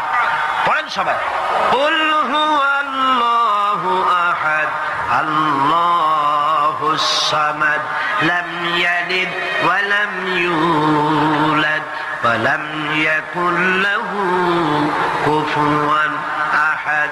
আল্লাহ পাক বলেন, হে নবী আপনি বলুন, আল্লাহ এক এবং একক, তার কোনো অংশীদার নাই, তিনি বেনিয়াজ, তিনি কাউকে জন্ম দেন নাই, তাকেও কেউ জন্ম দেয়নি। আকাশ আর জমিনে আল্লাহর সমকক্ষ কেউ নাই, কেউ নাই। তিনি এক এবং একক। তার একত্ববাদের দাওয়াত দেওয়ার জন্য অসংখ্য পয়গম্বর আল্লাহ পাক এই দুনিয়া পাঠিয়েছেন, আর সমস্ত পয়গম্বর দাওয়াত দিয়েছেন কি, লা ইলাহা ইল্লাল্লাহু মুহাম্মাদুর রাসূলুল্লাহ। সবাই দাওয়াত দিয়েছেন লা ইলাহা ইল্লাল্লাহ, লা ইলাহা ইল্লাল্লাহ, লা ইলাহা লা ইলাহা ইল্লাল্লাহ। নাই কোন আইনদাতা নাই, কোন বিধানদাতা নাই, কোন শাসনকর্তা নাই, আল্লাহ ছাড়া কেউ নাই। বলেন সুবহানাল্লাহ। আল্লাহ এক এবং একক, তিনি সব সৃষ্টি করেছেন। আল্লাহ পাক বলছেন, আল্লাহুল্লাযী খালাকাস সামাওয়াতি ওয়াল আরদা ওয়া আনজালা মিনাস সামাই মাআন ফাআখরাজা বিহি মিনাস সামারাতি রিজকান লাকুম। আল্লাহ হচ্ছেন তিনি যিনি আকাশ সৃষ্টি করেছেন, জমিন সৃষ্টি করেছেন, আর আকাশ থেকে পানি বর্ষণ করে তোমাদের খাদ্য উৎপাদন করে দিয়েছেন। এ পানি হচ্ছে মানুষের জন্য জীবন। পানির এক নাম কি? জোরে বলেন, পানির এক নাম কি? জীবন। এই পানি এক নাম জীবন। কিন্তু কর্ণফুলীর পানি যদি চট্টগ্রামে 10 ফুট উঁচা হয়ে আসে, পানির নাম হবে কি? নাম হবে নরক। এই পানিকে কন্ট্রোল করেন আল্লাহ রাব্বুল আলামিন। আল্লাহ যদি ইচ্ছে করেন বেশি করে পানি দিয়া পুরা এলাকা ডুবাই দিতে পারেন, আবার ইচ্ছে করলে পানির ভিতরে মানুষ বাঁচাই দিতে পারেন, আগুনের মধ্যে মানুষ বাঁচাইতে পারেন। সমস্ত ক্ষমতা হচ্ছে, কর্তৃত্ব কেবলমাত্র আল্লাহ পাকের। কর্তৃত্ব কার? কর্তৃত্ব কার? আল্লাহ পাকের কর্তৃত্ব। হযরত নূহ আলাইহিস সালামের জামানায় 40 দিনের বন্যা। এই বন্যার পরে জাহাজ যখন নেমে গেল, তখন তিনি মনে মনে ভাবলেন, আমি তো জোড়ায় জোড়ায় করে সমস্ত প্রাণীগুলি আর মানুষগুলি, কিছু কিছু মানুষ যারা ঈমান এনেছিল তাদের জাহাজে উঠাইছে, কিন্তু একটি বুড়ি আমার উপরে ঈমান এনেছিল, আর আমি তার ওয়াদা করেছিলাম সাথে করে নিয়ে যাব, আমি তো তার কথা ভুলে গিয়েছি। অনুশোচনা এলো। জাহাজ থেকে নেমে চতুর্দিকে লক্ষ্য করলেন, মানুষ নাই, জনপদ নাই, সব শেষ হয়ে গেছে। পাহাড় পর্বত কাজ হয়ে পড়েছে, বিল্ডিং গুলি শেষ হয়ে গিয়েছে, কোন জনপদে কোনো প্রাণী নাই, প্রাণী বলতে কিছুই নাই। হঠাৎ দূরে দেখতেন একটা কুড়ে ঘরের মতো দেখা যায়। ভাবলেন, এত বড় বন্যার ভিতরে কুড়ে ঘর কেমনে থাকলো? আস্তে করে হেঁটে গেলেন কুড়ে ঘরের কাছে। ভেতরে মানুষ আছে বলে মনে হলো। বাইরের থেকে প্রশ্ন করলেন, ভিতরে কে? জবাব এলো, আমি এই ঘরের মালিক, আমি এক বুড়ি বিধবা এক মহিলা। আপনি কে? তিনি বললেন, আমি হচ্ছি এই জামানার পয়গম্বর হযরত নূহ আলাইহিস সালাম। বুড়ি বলছেন, আমারও ধারণা তাই। আপনি আমাকে ওয়াদা করেছিলেন বন্যা হলে পরে, বন্যার আভাস যখন আপনি পাবেন, আমাকে আপনি সাথে করে জাহাজে উঠায় নিয়ে দিবেন। আমার মনে হয় বন্যা কবে হবে সেই খবর দেওয়ার জন্য আপনি এসেছেন। হযরত নূহ আলাইহিস সালাম সিজদায় পড়ে কাঁদতে লাগলেন, বললেন, রব্বুল আলামিন, তোমার কুদরত বোঝার ক্ষমতা আমার নাই। 40 দিন পর্যন্ত পানির ভিতরে মানুষ কেমনে জীবিত রইল? আল্লাহ পাক শোনালেন, নূরে বিপদ যখন এলো, তুমি তোমার উম্মত হককে ভুলে যেতে পেরেছো, ভুলে গিয়েছো, কিন্তু আমি রব্বুল আলামিন রহমানুর রহিম, আমি আমার বান্দিরে ভুলি নাই। পানির স্রষ্টা আল্লাহ, পানির ভিতরে তিনি বাঁচাতে পারেন, আবার তিনি আগুনের ভিতরে বাঁচাতে পারেন, সবকিছু করতে পারেন। সমস্ত ক্ষমতা আল্লাহ পাকের। সমস্ত ক্ষমতা কার? আরো জোরে বলেন কার? আল্লাহ পাক বলেন, এভাবে করে আমি আকাশ সৃষ্টি করেছি, জমিন সৃষ্টি করেছি, বৃষ্টি দিয়েছি, আর চন্দ্র সূর্য তৈরি করেছি, তারপরে আমি তোমাদেরকে নিয়ামত দিয়ে ভরে দিয়েছি। ওয়া ইন তাউদ্দু নি'মাতাল্লাহি লা তুহসুহা। আমার নিয়ামত যদি গণনা করো, গুনে গুনে আমার নিয়ামত শেষ করতে পারবে না। সুবহানাল্লাহ।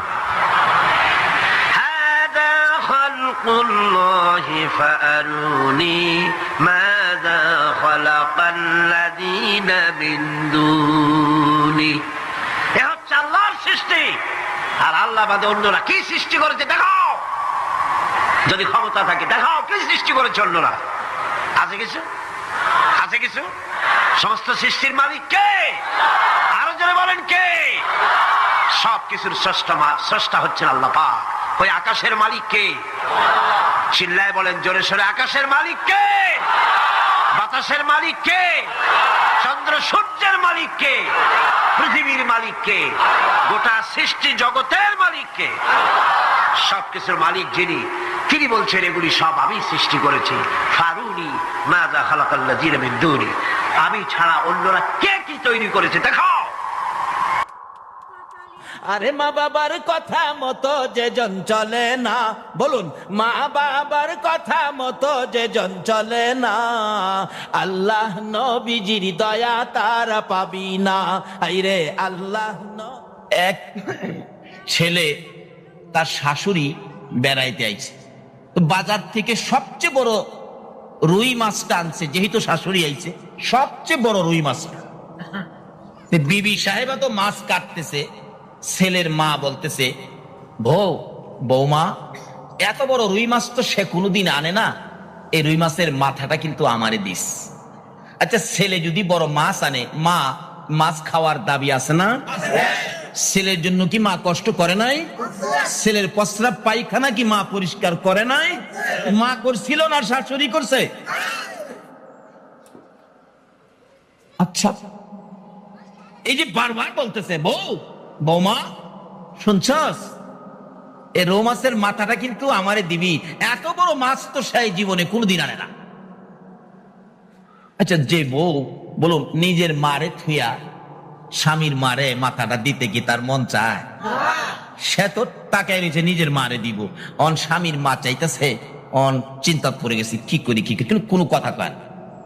আবার যখন বলছে বউ গো কইছিলাম যে খেয়াল রাখিস, কিন্তু এই কথাটাই ছেলে শুনছে, মা তো চলে গেছে। ছেলে জিগায় বারবার বিবির কাছে, বিবি আমার মা খালি কি কইছিল? কইছিলাম যে খেয়াল রাখিস, কি কইছিল? বিবি কয় তোমার মা যেই কথা বলছে, তোমার মা এই কথা কারো কাছে বলা যাবে না, এমন জঘন্য এক কথা বলছে। আচ্ছা বলুন মা কি আসলে জঘন্য কথা বলছিল? মা কি এর কথা বলছিল? কিন্তু বিবি সব কথাটারে পাল্টা এলাইছে। বাবা যুবক, এখনো কিন্তু তোমার বিবি তোমার মা বাবার বিরুদ্ধে এমন কমপ্লেন দিতে পারে, কিন্তু মা বাবার কাছে যাচাই না করে মা বাবার উপর অ্যাকশনে যায় না। এখন তো যেটা কইবো অ্যাকশনে চলে যায় বাঙালি। আগে জিগাইলো মা এই কথা বলছে কিনা, কিন্তু ছেলে তো অ্যাকশনে চলে গেল। কিভাবে? কি কইছে মা? তোমার মা যেটা বলে তোমাকে বলা যাবে না। আর কি বলছে বলো না? তোমার মা বলছে তোমার তো বাবা নাই, এই বুড়া বয়সে তোমার মাকে আরেক জায়গায় বিবাহ দিতা। নাউজুবিল্লাহ। আসলে কি মা এই কথা বলছিল? দেখলেন কথাটা বদলাই নিছে। এরকম বদলাইন না মানুষ আছে না বাংলাদেশে? আপনাদের চট্টগ্রামে নাও থাকতে পারে, আমাদের এলাকায় আছে। কত সংসারকে বুড়া মা বাবারে ফেলায়া ওই ছেলে বিবি নিয়ে আলাদা খায়, মা বাবার খবর নেয় না। কি হবে নবীকে ভালোবাসা দিয়ে? কি হবে মিলাদুন নবী করে? কি হবে কাউকে বাকি স্মরণ করে? যদি মা বাবারে কেউ কষ্ট দিয়ে থাকো, নবীর শাফায়াত নসিব হবে না। বিবির কথায় মা বাবা আলাদা, বহু ঘটনার বহু। ছেলে জিগাই মা এ কথা বলছে? হ্যাঁ। কও কি? এই মারে তো রাখা যায় না, এই মা সংসারে থাকতে আমার ইজ্জত বাঁচবে না। টেনশন খুব, মার দিকে ফিরাই চানা। কইল কি মা? আচ্ছা মা কি আসলে কথা বলছিল? বিবির সাথে পরামর্শ করে কি করা, কেমনে কি করা। বিবি কই চিন্তা করো না, রাত্রে যখন ঘুমাইবো ঘুমের ঘরে খাতা দিয়া বইলা একবারে নদীর ওই পার নিয়া বালুর চরে ফালাইয়া দিয়ামু, যেখানে কোনো মানুষ টানুষ নাই, 2-4 দিন থাইকা পুরা মানুষ এমনি মইরা যাইবো, এমনি বা শেষে। ছেলে কো ঠিক বলছো, এই মা যদি সংসারে রাখি আরো কারো কাছে কথা বলে ফেলে আমার ইজ্জত থাকবে না, আমার বংশের ইজ্জত নষ্ট হয়ে যাবে, মানুষ সমালোচনা করবে। ঠিক আছে, এটাই সিদ্ধান্ত। মাকে কি করবে? রাত্রে নদীর ওই পার বালুর চরে ফালাইয়া দিয়ে আসবে। রাত্রে ছেলের মা এবং মেয়ের মা দুজন বেআইন না? আপনারা কি কন? এদেরকে কি কন? বেআইন না? বেআইন তো, 2 বেআইন তো বিছানায় বসে বসে কথা বলতেছে। কি কথা, মজার মজার কথা। কথা বলতে বলতে রাত্র যখন বেশি হয়ে গেছে, মেয়ের মা ওই ছেলের মার বিছানার মধ্যেই শুইয়া ঘুমায়া গেছে। ছেলের মা ভাবতেছে বিয়ান মুরব্বী মানুষ এখানে ঘুমাইছে, আমি যদি সাথে ঘুমাই হয়তো তার কষ্ট হইতে পারে, এই বিছানাটা তো খালি আছে, আমি না হয়ে রাত ঘুমাই। ঠিক আছে, তার জন্য গর্ত করতেছেন, এই গর্তের মধ্যে নিজেই পড়বেন। এটা কার বিচার? এ বিচার করুন না, আসেনি এখনো। সঠিক বিচার করার মালিক একজন আছে কিনা? সেই মালিকের নাম কি? সেই মালিকের নাম কি? সে আল্লাহকে খুশি করতে রাজি আছেন তো? সে আল্লাহকে খুশি করতে গেলে আগে খুশি করতে হবে কাকে? মুহাম্মাদুর রাসূল। এই নবীকে খুশি করলেই আল্লাহ খুশি। তাই আজকে আমরা সেই নবীকে খুশি করার জন্য এই মাহফিলে বসেছি। আল্লাহ তুমি কবুল করো, সকালে বলো না। এইবার ভাবতেছেন খাতা দিয়া বইলা নদীর ওই পার, কিন্তু ঘটনাক্রমে মায়ের বিছানায় শাশুড়ি, শাশুড়ির বিছানায় মা। এমন এক শীত, যেই শীতে লেপ ধরা যায় না, পাতলা খেতাও সারা যায় না। আছে না এমন একটা শীত করে না? ফাল্গুন মাসের দিকে দেখবেন লেপ গায়ে দিলে গরম করে, আবার একবারে কিছু গায়ে না দিলে শীত করে। পাতলা খাতাটা নাকে মুখে দিলে খুব আরাম। পাতলা খেতা নাকি মুখে দিয়ে খুব আরামে ঘুমাইতেছে। 2 জন রাত্র যখন এরকম 12টা পার হয়ে গেছে, 2 জন তো ঘুমায় না, কয় দেখো না, কই নাক ডাকতেছে, খুব ঘুমাইছে। এমনি যায় খেতাটা প্যাকেট করে লাগছে। প্যাকেট কইরা 2 জনে ধইরা নৌকার মধ্যে উঠাইয়া একবার নদীর ওই পার এমন জায়গায় ফালাইছে যেখানে কোনো মানুষ যায় না। ফালাই দিয়ে আসতেছে আর খুশি, বিপদ মুক্ত করে লেছি, ইজ্জত বাঁচাইছি। বাড়ি অলনি কয় আমার জীবনের লেগে ঘরের বেজাল দূর করছি। কিন্তু ছেলেটা যতই মা খারাপ হোক, মায়ের জন্য ছেলের কিছু না কিছু দরদ না হইয়া পারে না। ছেলে কয় কি করলাম, মা কি বলছিল জিগাইলাম না, মারে আইনা এইভাবে ফেলে দিয়ে গেলাম, মার বিছানাটা খালি হয়ে গেল, আজকে বিছানায় গিয়ে মারে দেখবো না। তার কলিজাটা মানতেছে না। ওই খালি বিছানাটা মায়ের বিছানার পাশে দাঁড়ায় দাঁড়ায় চোখের পানি ছাড়তেছে। মা গো মা, কি জানি বলছিলা তুমি, না জিগাইয়া তোমারে ফেলে দিলাম, তুমি না আমারে পেটে রাখছো। ছেলেটা কাঁদতেছে। হঠাৎ ওই বিছানার থেকে মার কানে ছেলের ডাকের আওয়াজটা পড়ছে। বলুন, সন্তান মা কইয়া ডাকলে মার শান্তি লাগে কি না? মা তো ঘুম থেকে লাফাইয়া উঠছে, আমার ছেলে আমার এইভাবে মা মা কইয়া রাখতেছে। ওইটাই তো ডাক। কি রে বাবা, কি কি হয়েছে তোমার, কেন আমার এইভাবে ডাকতেছো? ছেলে কয় কে? মা। হ্যাঁ তুমি? হ্যাঁ। তুমি ওই পারতে কেমনে আইলা? কয় বাবা কোন পারতে? ওই পারতে। ওই পার কোনটা? কই হেই পার। করে হেই পার কোনটা? নদীর হেই। আমি তো এই বিছানায় ঘুমাইতেছি, আমার হেই পার নিলে কবে? তুমি কি এই বিছানায় ছিল না? কই না, এর মধ্যে তোর শাশুড়ি আছে। কারে ফেলাইবেন আর ব্যবস্থা কারে করছে? মা কি বলো? হ্যাঁ আমি এখানে ঘুমাইছিলাম। মা তাহলে আমি কি শাশুড়িরে ফেলাইছি? কি তুমি কি হইতেছো, পাগলের মতো কথা বলতেছো, কি ব্যাপার? মা তুমি যে বলছিলে আমার বিবির কাছে বউ গো, কইছিলাম যে খেয়াল রাখিস। কি কইছিলা? মা বলতেছেন বাবারে তুমি যে বড় রৌ মাছটা আনছিলা, আমি বলছিলাম রৌ মাছের মাথাটা খাইতাম রে বাবা, কারণ এত বড় মাথা এত বড় মাছ তুমি কোনোদিন আনো নাই। বাবারে আমি তো বলছিলাম ওই রৌ মাছের মাথাটা খাওয়ার জন্য। মা তুমি কি রৌ মাছের মাথা খাইতে বলছো? হ্যাঁ। তাইলে আমারে কি বললো? কি বলছে? তুমি নাকি বলছো তোমাকে এই বয়সে একটা বিবাহ দেওয়ার জন্য বলছো। মা একটা চিৎকার মেরে চোখের পানি ছেড়ে দিলেন। আমার এই বয়সে এমন এক কলঙ্কিনী কথা আমার ছেলের বউ কিভাবে আমার উপরে উঠাইয়া দিল। মাবুদ রে, এই বিচার আমি তোমার কাছে চাই। আমার আল্লাহ বলেন বিচার দিতে হবে না, বিচার দেওয়ার আগে আমি আল্লাহ বিচার করেছি। বলুন এ আল্লাহ এখনো আছে কিনা? গর্ত কার জন্য করতেছেন? কাকে বিপদে ফেলাইবার চিন্তা করতেছেন? এই বিপদ কিন্তু আপনার উপরে। বাবা কি হয়েছে? আমাকে কলঙ্কিনী করলো। মা এই জন্য বিচার হয়ে গেছে। আল্লাহু আকবার বলো। বিচার হয়ে গেছে। আমি ভাবছিলাম বিবির কথাই তোমাকে নদীর ওই পার ফালাবো, এখন দেখি তুমি না, ওই তার মাকে নিয়ে ফালাইছি। মা তুমি আরামের বিছানায় থাকো, রৌ মাছের মাথা খাবি, আরো যা চাবি তুমি তাই পাবি। আল্লাহু আকবার। বিবি এমন একটা মিথ্যা কথা আমার মার উপরে তুলে দিয়েছো, যে মার গর্ভে 10 মাস 10 দিন থেকে যেই মারে কষ্ট দিয়েছি, এই মার উপর এমন কথা তুমি উঠাইছো। তোমার মায়ের বিচার আমার আল্লাহ করেছে, আর তোমার বিচার আমি নিজে করব। আজ থেকে আমার সীমানার বাহিরে যাও, তোমার সাথে আর সম্পর্ক নাই, বিদায় যাও। বাবারে কার ক্ষতি করবেন? এই ক্ষতি আপনার উপর আসবে। এমন মার উপরে যদি এরকম কলঙ্কজনক কথা উঠায়, বলুন আল্লাহ কি এটা বরদাস্ত করবে? কোন মা? আল্লাহু আকবার। এক বেচারা স্বপ্নে দেখে, মা কি জিনিস বোঝানোর জন্য বলছি, এই মার উপরে কলঙ্কজনক কথা বললেন না। এক বেচারা স্বপ্নে দেখে আল্লাহর আরশের খুঁটির নিচে চুমাইতেছে, আরশের খুঁটি। সকালবেলা ঘুম থেকে উঠে একজন মসজিদের ইমাম সাহেব আল্লাহর ওলির কাছে বলতেছেন, হুজুর আমি একটা স্বপ্নে দেখলাম, স্বপ্নের ব্যাখ্যাটা দেন তো। কি স্বপ্ন? আমি আল্লাহর আরশের খুঁটির মধ্যে চুমাইতেছি, কি স্বপ্ন দেখলাম? এবার আল্লাহর ওলি বলেন, তোমার মা আছে? আছে। বাবা আছে? আছে।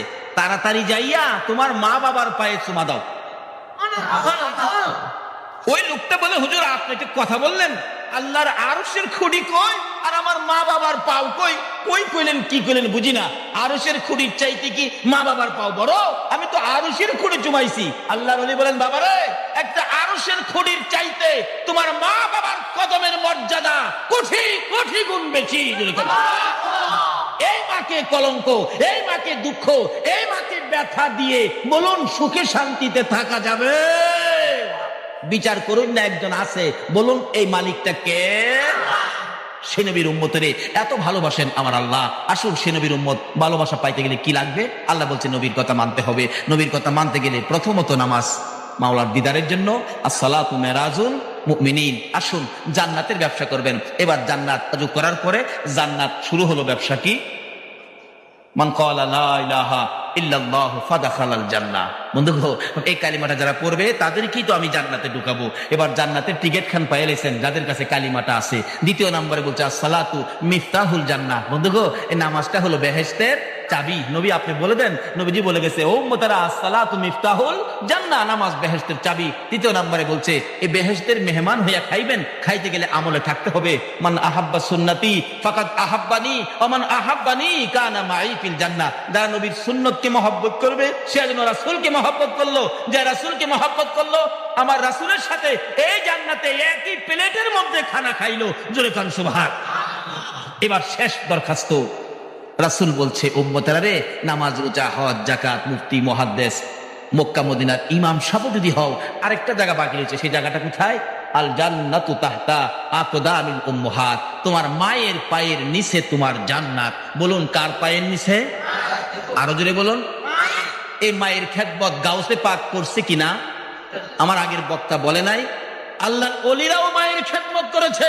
যেই মায়ের খেদমতে মা বাবাকে দুঃখ দিলে নামাজে রোজা যাই বিফলে, মা বাবাকে দুঃখ দিলে নামাজে রোজা যাই বিফলে, মার কলিজায় আঘাত দিলে খোদা সহে না, মার কলিজায় আঘাত দিলে খোদা সহে না। আল্লাহ নবীজির দয়া তারা পাবি না, হায়রে আল্লাহ নবীজির মা বাবা অতি আপন, মা বাবার করো যতন, মা বাবা অতি আপন, মা বাবার করো যতন। তিন কথার সাথে পায়া পুইলা যায়ও না, তিন কথার সাথে পায়া পুইলা যায়ও না। আল্লাহ নবীজির দয়া তারা পাবি না, আইরে আল্লাহ নবীজির। আমার নবী বলেন, জিবরাইল তার কবরের আযাব আমি যে সইতে পারি না। জিবরাইল বলেন, ইয়া রাসূলুল্লাহ, যতক্ষণ পর্যন্ত তার মা জীবিত আছে, তার মা তাকে ক্ষমা না দিবে, ততক্ষণ পর্যন্ত আপনার দোয়ায়ও সে মাপ পাবে না। কত বড় কথা! রাসূল দোয়া করেন, কবুল হয় না। কাকে কষ্ট দেওয়ার কারণে? ঘুমায় দিছেন? কাকে কষ্ট দেওয়ার কারণে? কারণ মা, কোন মা চিনছেন? রাত্র 2টাই হোক, 2:30টাই হোক, সন্তান বাড়িতে না আসা পর্যন্ত বলুন তো বুড়িশ্বরের কার ঘরের দরজাটা খোলা আছে? কয়েকজনে কইছে। সন্তান বাড়িতে আসলো না, এ বুড়িশ্বরের একজন সন্তান বাড়িতে আসলো না, 2টায় বাইজা গেছে রাত্র, সারা বুড়িশ্বরের ঘরে ঘরে দরজা বন্ধ, একটা ঘরের দরজা বন্ধ হলো না। বলুন তো এই ঘরটা কার ঘরটা? আরো জোরে কর। মা। কোন মা? যেই মার পেটে 10 মাস 10 দিন ছিলাম। এরকম রাত্রে আমরা সকলেই একদিন মায়ের পেটে ছিলাম কিনা? এই রাত্রে মা আপনাকে আমাকে পেটে নিয়ে ঘুমাইতো, কিন্তু আমরা মাকে ঘুমাইতে দেই নাই। একটা লাথি মারছি, মা চট করে ঘুম থেকে উঠছে। আর একটা লাথি মারছি, মা জিহ্বা কামড়াইয়া সহ্য করেছে। অথচ পাশে বাবা শুয়েছিল, বাবাকেও ডাক দেয় নাই। আর একটা লাথি মারছি রে, মা দুঃখিনী ওইটা দাঁড়াইয়া গেছে। দাঁড়াইয়া থাকতে থাকতে তোমার আমার মা কত রাত্র যে ফজরের আজান পড়ে গেছে, মা মন ভরে ঘুমাইতে পারে না। এই মারে যদি কষ্ট দাও গো, রাসূলের দোয়াও কবুল হবে না। তারপরেও জীবনে কত মা তোমার আমার মতো একটা সন্তানের মুখ দেখার আশায় কত মা যে দুনিয়ার থেকে বিদায়ী হয়েছে, পাই নাই? ডেলিভারিতে অনেক মহিলা মারা যায় না, তারপরও মা জাতি, মহিলা মেয়ে, তাদের কত সাথ, তাদের সঙ্গে মহিলাটা ডেলিভারিতে মারা গেছে, এরপরও অন্য মহিলারা কি বাচ্চার আশা কি ছাইরা দিছে? জীবন দিয়ে হইলেও একটা বাচ্চার মুখ দেখতে চায়। আমি যে এলাকায় মতি করতাম, আলোচনায় বলি, ঘটনাটা শুনছেন হয়তো ক্যাসেটে। একটা মহিলা, গরিবের মেয়ে, বাচ্চা হবে, 3 দিন পর্যন্ত প্রসব ব্যথা, কিন্তু বাচ্চা হইতেছে না, চিকিৎসা করার মতো পয়সা নাই, এমনকি তার ঘরে কোনো খাবার পর্যন্ত ছিল না। 3 দিন পরে একবারে মৃত্যুর সাথে পাঞ্জা লড়ছে। ওই মেয়েটার মা মসজিদের দক্ষিণ পাশে গিয়ে আসরের নামাজের পরে সালাম ফিরানের সাথে সাথে 2টা হাত এভাবে বাড়ায় ডাকতেছে, ও আমার মহল্লাবাসী, ও আমার গ্রামবাসী, ও আমার সমাজের লোকেরা, আমার মেয়েটা মারা যাবে, আপনাদের কাছে আমার মেয়েটার জীবন ভিক্ষা চাই, আমাকে কিছু সাহায্য করার, আমি আমার মেয়েটারে বাঁচাই। ডেলিভারিতে মেয়েটা মারা যাওয়ার পথে, কিন্তু কেউ সাহায্য দিল না, এমনকি একটা মুখের কথাও কেউ বলল না। মাগরিবের পরে সালাম ফিরাইয়া মোনাজাত করি নাই, বললাম আপনাদের সমাজের মহিলাটা এত বিপদে পড়ে, তার মেয়েটা মারা যাবে, আপনাদের কাছে সাহায্যের হাত বাড়াইলো, অথচ আল্লাহ বলছে কোনো অসহায় ব্যক্তি এইভাবে হাত বাড়াইয়া বিপদে পড়ে আল্লাহর রাস্তে হাত বাড়াইলে আল্লাহ বলছেন এই হাতের নিচে দিয়ে আমি আল্লাহর কুদরতি হাতটা বাড়াইয়া রাখি। এই হাতটা খালি দিলেন, আমার আল্লাহর আরশ পর্যন্ত কাঁপতেছে। করলেন কি আপনি? একজন মুরব্বী কয়, বাবারে কার জন্য কে রোজগার করে রাখছে, কষ্ট পাইলাম। বললাম ঠিক আছে, আমি ইমাম সাহেব, আমি মহল্লায় বাইরুমু, দেখি কেউ নিয়ে আমার হাতে দেয়। এই মহিলাটার পক্ষ থেকে মাগরিবের পর থেকে এশারের আজানের আগ পর্যন্ত বাহির হলাম। আমার সাথে কেউ যাবেন? একজন হাই স্কুলের শিক্ষক, উনি এখনো বেঁচে আছেন। বললেন হুজুর আমি যাব। 2জনে মিলে 750 টাকা 35 কেজি চাউল উঠাইলাম, উঠাইয়া পাঠাইলাম একটা ছাত্র দিয়ে, তার বাড়িতে দিয়ে আসো, আর সকাল সকাল যেন হসপিটালে পাঠায়, সরকারি হসপিটালে চিকিৎসার জন্য, টাকা যা লাগে আমি ইমাম সাহেব ব্যবস্থা করব। এবার পাঠানোর পর মেয়ের মা একটা বড় করে শ্বাস ফেলায় বললেন, আল্লাহ আমার মেয়েটাকে বুঝি বাঁচাইতে পারবো? সকালবেলা হসপিটালে নিয়ে গেলেন, আমি মক্তব ছুটি দিয়ে হসপিটালে গেলাম, কারণ মক্তব ছুটি না দিয়া গেলে তো বুঝেন ওই ইমাম সাহেবের তো কইতে মুহ গালো লাগে না, মুহদা যায় তাই দেখবেন কইলে ইমাম সাহেবের বাবারে ইমাম সাহেব আলেম নাইবে নবী আলেমকে মুখে যা আসে তা বলবেন না। এই নাইবে নবী আলেমকে একটা কথা যদি আপনি কটু বলেন, এই কথাটা আমার রাসূলের গায়ে গায়ে লাগবে। একজন নাইবে নবী আলেম রাস্তা দিয়ে হাইটা গেলে হাঁটার বরকতে 40 দিনের জন্য কবরের আযাব বন্ধ হয়ে যায়। বলে হুজুর নাইবে নবী আলেমরাও যে ভুল করলে তার বিচার হবে হাসরের দিন, কিন্তু আপনি বিচার করতে পারবেন না। নাইবে নবীর বিচার আল্লাহ করবে, আপনার আমার সামনে করবে না, নূরের পর্দা টানাবে। আলেমের বিচার যেহেতু তারা নাইবে নবী আলেম অন্যায় করলে বিচার হবে হাসরের দিন, সাধারণ মানুষের সামনে হবে না, নূরের পর্দা টানায়া পর্দার ভিতরে বিচার করবে। পর্দার ভিতরে কেউ যেমন না দেখে, পর্দার ভিতরে আর কি এর বিচার করবো? কবি ওই আমার নবীর ওয়ারেস তারা কেড়ে অন্যায় করছিলেন, যা গিয়া সুবহানাল্লাহ। পর্দার ভিতরে নেওয়ার কারণে এটাই তো আমার মন কয় এই বিচার ওই করবো আর কি, কেন যেহেতু নাইবে নবী। কাজে আমরা সাধারণ মানুষ, তাদেরকে কটু কথা বলা উচিত হবে না, কারণ অনেকে না বুঝাও বলে ফেলে। এই জন্য মক্তব ছুটি দিয়ে গেলাম যাতে কেউ কিছু কইতে না পারে। যাইয়া দেখি ডাক্তার সাহেব দাঁড়াইয়া রয়েছে, তার মেয়েটার মা বাবা দুইজন দাঁড়াইয়া রয়েছে, ডাক্তার সাহেবের সাথে কথা বলতেছে। জিজ্ঞেস বললাম ডাক্তার সাহেব রুগীটার খবর কি? ডাক্তার বলেন হুজুর রুগী কি আপনার? আমি বললাম রুগী তো আমার না, কিন্তু আমি রুগীর পক্ষে। অবস্থা কি বলুন? ডাক্তার বলেন হুজুর রোগীটার অবস্থা একবারে শোচনীয়, কারণ লাস্ট মুহূর্তে নিয়ে আসছে, আরো আগে আসা দরকার ছিল, এখন রোগীটা বাঁচানো সম্ভব হবে না। আমি বললাম দেখেন মরে যাক আপত্তি নাই, কিন্তু চিকিৎসা করে দেন। চিকিৎসা ব্যতীত যদি মেয়েটা মরে যায় তা তার মা বাবার কলিজায় আজীবন একটা দুঃখ থাকবে, চিকিৎসার অভাবে আমার মেয়েটা মারা গেছে, চাইলে চিকিৎসা করেন যাতে দুঃখ না থাকে, টাকা যা লাগে আমি দেখব। ডাক্তার বলেন তাহলে চিকিৎসা করে দেখতে পারি, দুইজন বাঁচাইতে পারবো না, একজন বাঁচাইতে পারি কিনা। বাচ্চাটা বাঁচাইতে গেলে মা মারা যাবে, মা মারা গেলে মা বাঁচাইতে গেলে বাচ্চা মারা যাবে। আপনারা এখন ডিসিশন দেন আমি কোনটা বাঁচাবো। আচ্ছা বলুন তো মেয়ের মা বাবা কার কথা বলবে? মেয়ের কথা, যেহেতু মেয়ে তাদের সন্তান। ডাক্তার সাহেব বাচ্চাটা মেরে ফেলুন, আমার মেয়েটাকে বাঁচাইয়া দেন। তখনও মেয়েটা জ্ঞান হারা ছিল। মা বাবা যখন বলেছে বাচ্চাটা মেরে ফেলুন, আমার মেয়েটাকে বাঁচাইয়া দেন, আল্লাহ সাক্ষী তখন দেখলাম ওই জ্ঞান হারা মেয়েটা দুইটা চোখ খুলছে, জর্জর করে পানি ছেড়ে দিয়েছে, ঠোঁট দুইটা নাড়াইয়া কথা বলতে চাচ্ছে, কথা বলতে পারতেছে না। ডাক্তার বলেন মেয়েটা যেন কি বলবেন শুনি, মুখের কাছে কানটা নিলে ডাকতেছে ডাক্তার রে, এ সন্তান মারবি মারিস না, 10 মাস 10টা দিন কষ্ট করেছি। ডাক্তার প্রসব ব্যথার যন্ত্রণায় যদি তোমার মা তোমাকে মেরে ফেলতো তুমি কি ডাক্তার হতে পারতা? ডাক্তার নিজেও ছিলেন মা ভক্ত মানুষ, না তা তো পারতাম না। ডাক্তার গো কত কষ্ট করেছি, জীবনে কত রাত্র না ঘুমাইয়া কাটাইছি। ডাক্তার রে এখনো আমার পেটের উপর হাত দিয়ে দেখ, এখনো আমার সন্তান পেটের মধ্যে নড়াচড়ি করে। ডাক্তার দুইজনের একজন যদি মারতে হয় রে ডাক্তার, আমার পেটের বাচ্চাটা মারিস না, আমি মায়ের জীবন শেষ করে দে, আমার সন্তান বাঁচাইয়া দে। একটা মুহূর্তের জন্য যদি আমি মা সন্তানের মুখটা দেখে যাইতে পারি রে, আমি মার কলিজা শান্তি পাইব। ডাক্তার বলেন এত যখন আশা, চেষ্টা করে দেখি দুজন বাঁচানো যায় কিনা।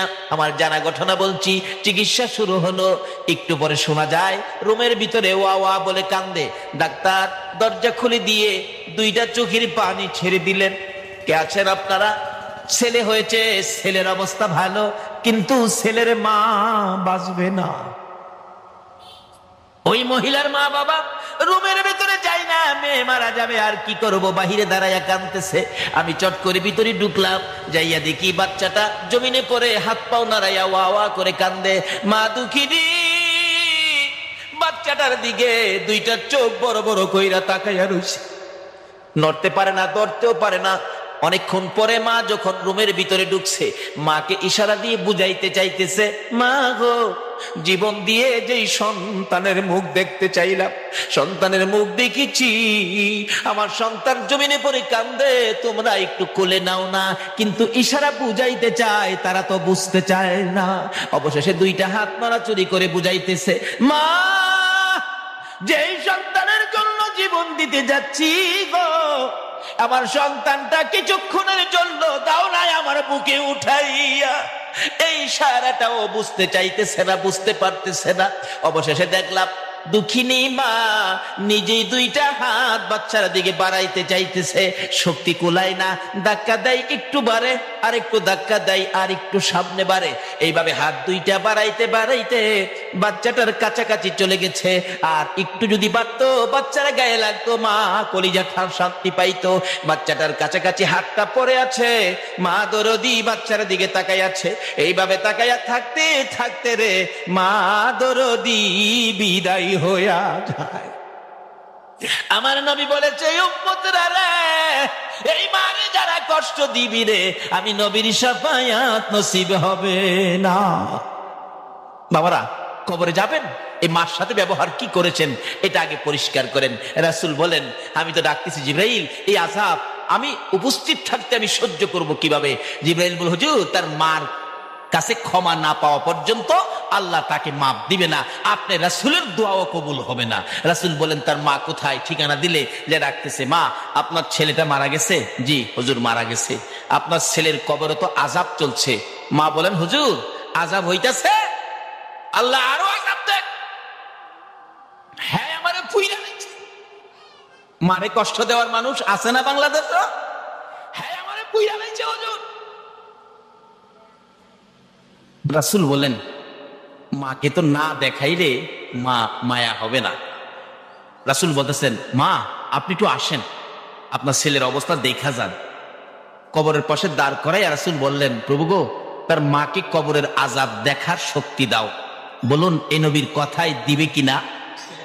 বলতে দেরি, শক্তি দিতে দেরি নাই। মা দেখে কবরের ভিতরে আযাব, মাথার থেকে চামড়াটা সিলাইয়া একটা টানে পাও পর্যন্ত নিয়ে যায়। আর ওই সিলানো শরীরের মধ্যে দাও দাও করে আগুন। ছেলেটা মা মা কইয়া চিৎকার মারে। মারে চিনেন না? বিপদে আপদে পড়লে বলুন অটোমেটিক মুখ দিয়া কার কথা আসে? পায়ে ব্যথা পাইয়া পায়ের নুকটা একবারে সিটা পড়ে গেছে, বলুন পায়ে হাত দিয়া কি বলে কাঁদতেছে বাচ্চাটা? মা, মাগো মা। পেট ব্যথায় অস্থির, শ্বশুর বাড়ির খাইয়া এমন খাওয়া খাইছে, ব্যথা উঠছে পেটে, বলুন কি বলে কাঁদতেছে জামাই? মা, মাগো। শাশুড়ি কই, বেটা, আমার বাড়ির খাইয়ে তোর মারে রেখে কাঁদতোস? আমার আল্লাহ কই, তোর বাড়ির খাইনি কি বো, ব্যথাই বেদনায় মার কথাই আসবে, জুতা দাবাই রে ও তোর কথা। কেন এই সন্তান নিয়ে কষ্ট ব্যথা বলুন কে বুক করেছে? মা। এই জন্য ব্যথায় বেদনায় পড়লে কার কথা মুখ দিয়ে আসে? মা। বলে, হুজুর, বাবার কথা কইতেন না? বাবা কি কম কষ্ট করছে, রোজগার করে খাওয়াইছে না? বাবার কথা আসে একবার, কোন সময়? ব্যথায় বেদনায় না।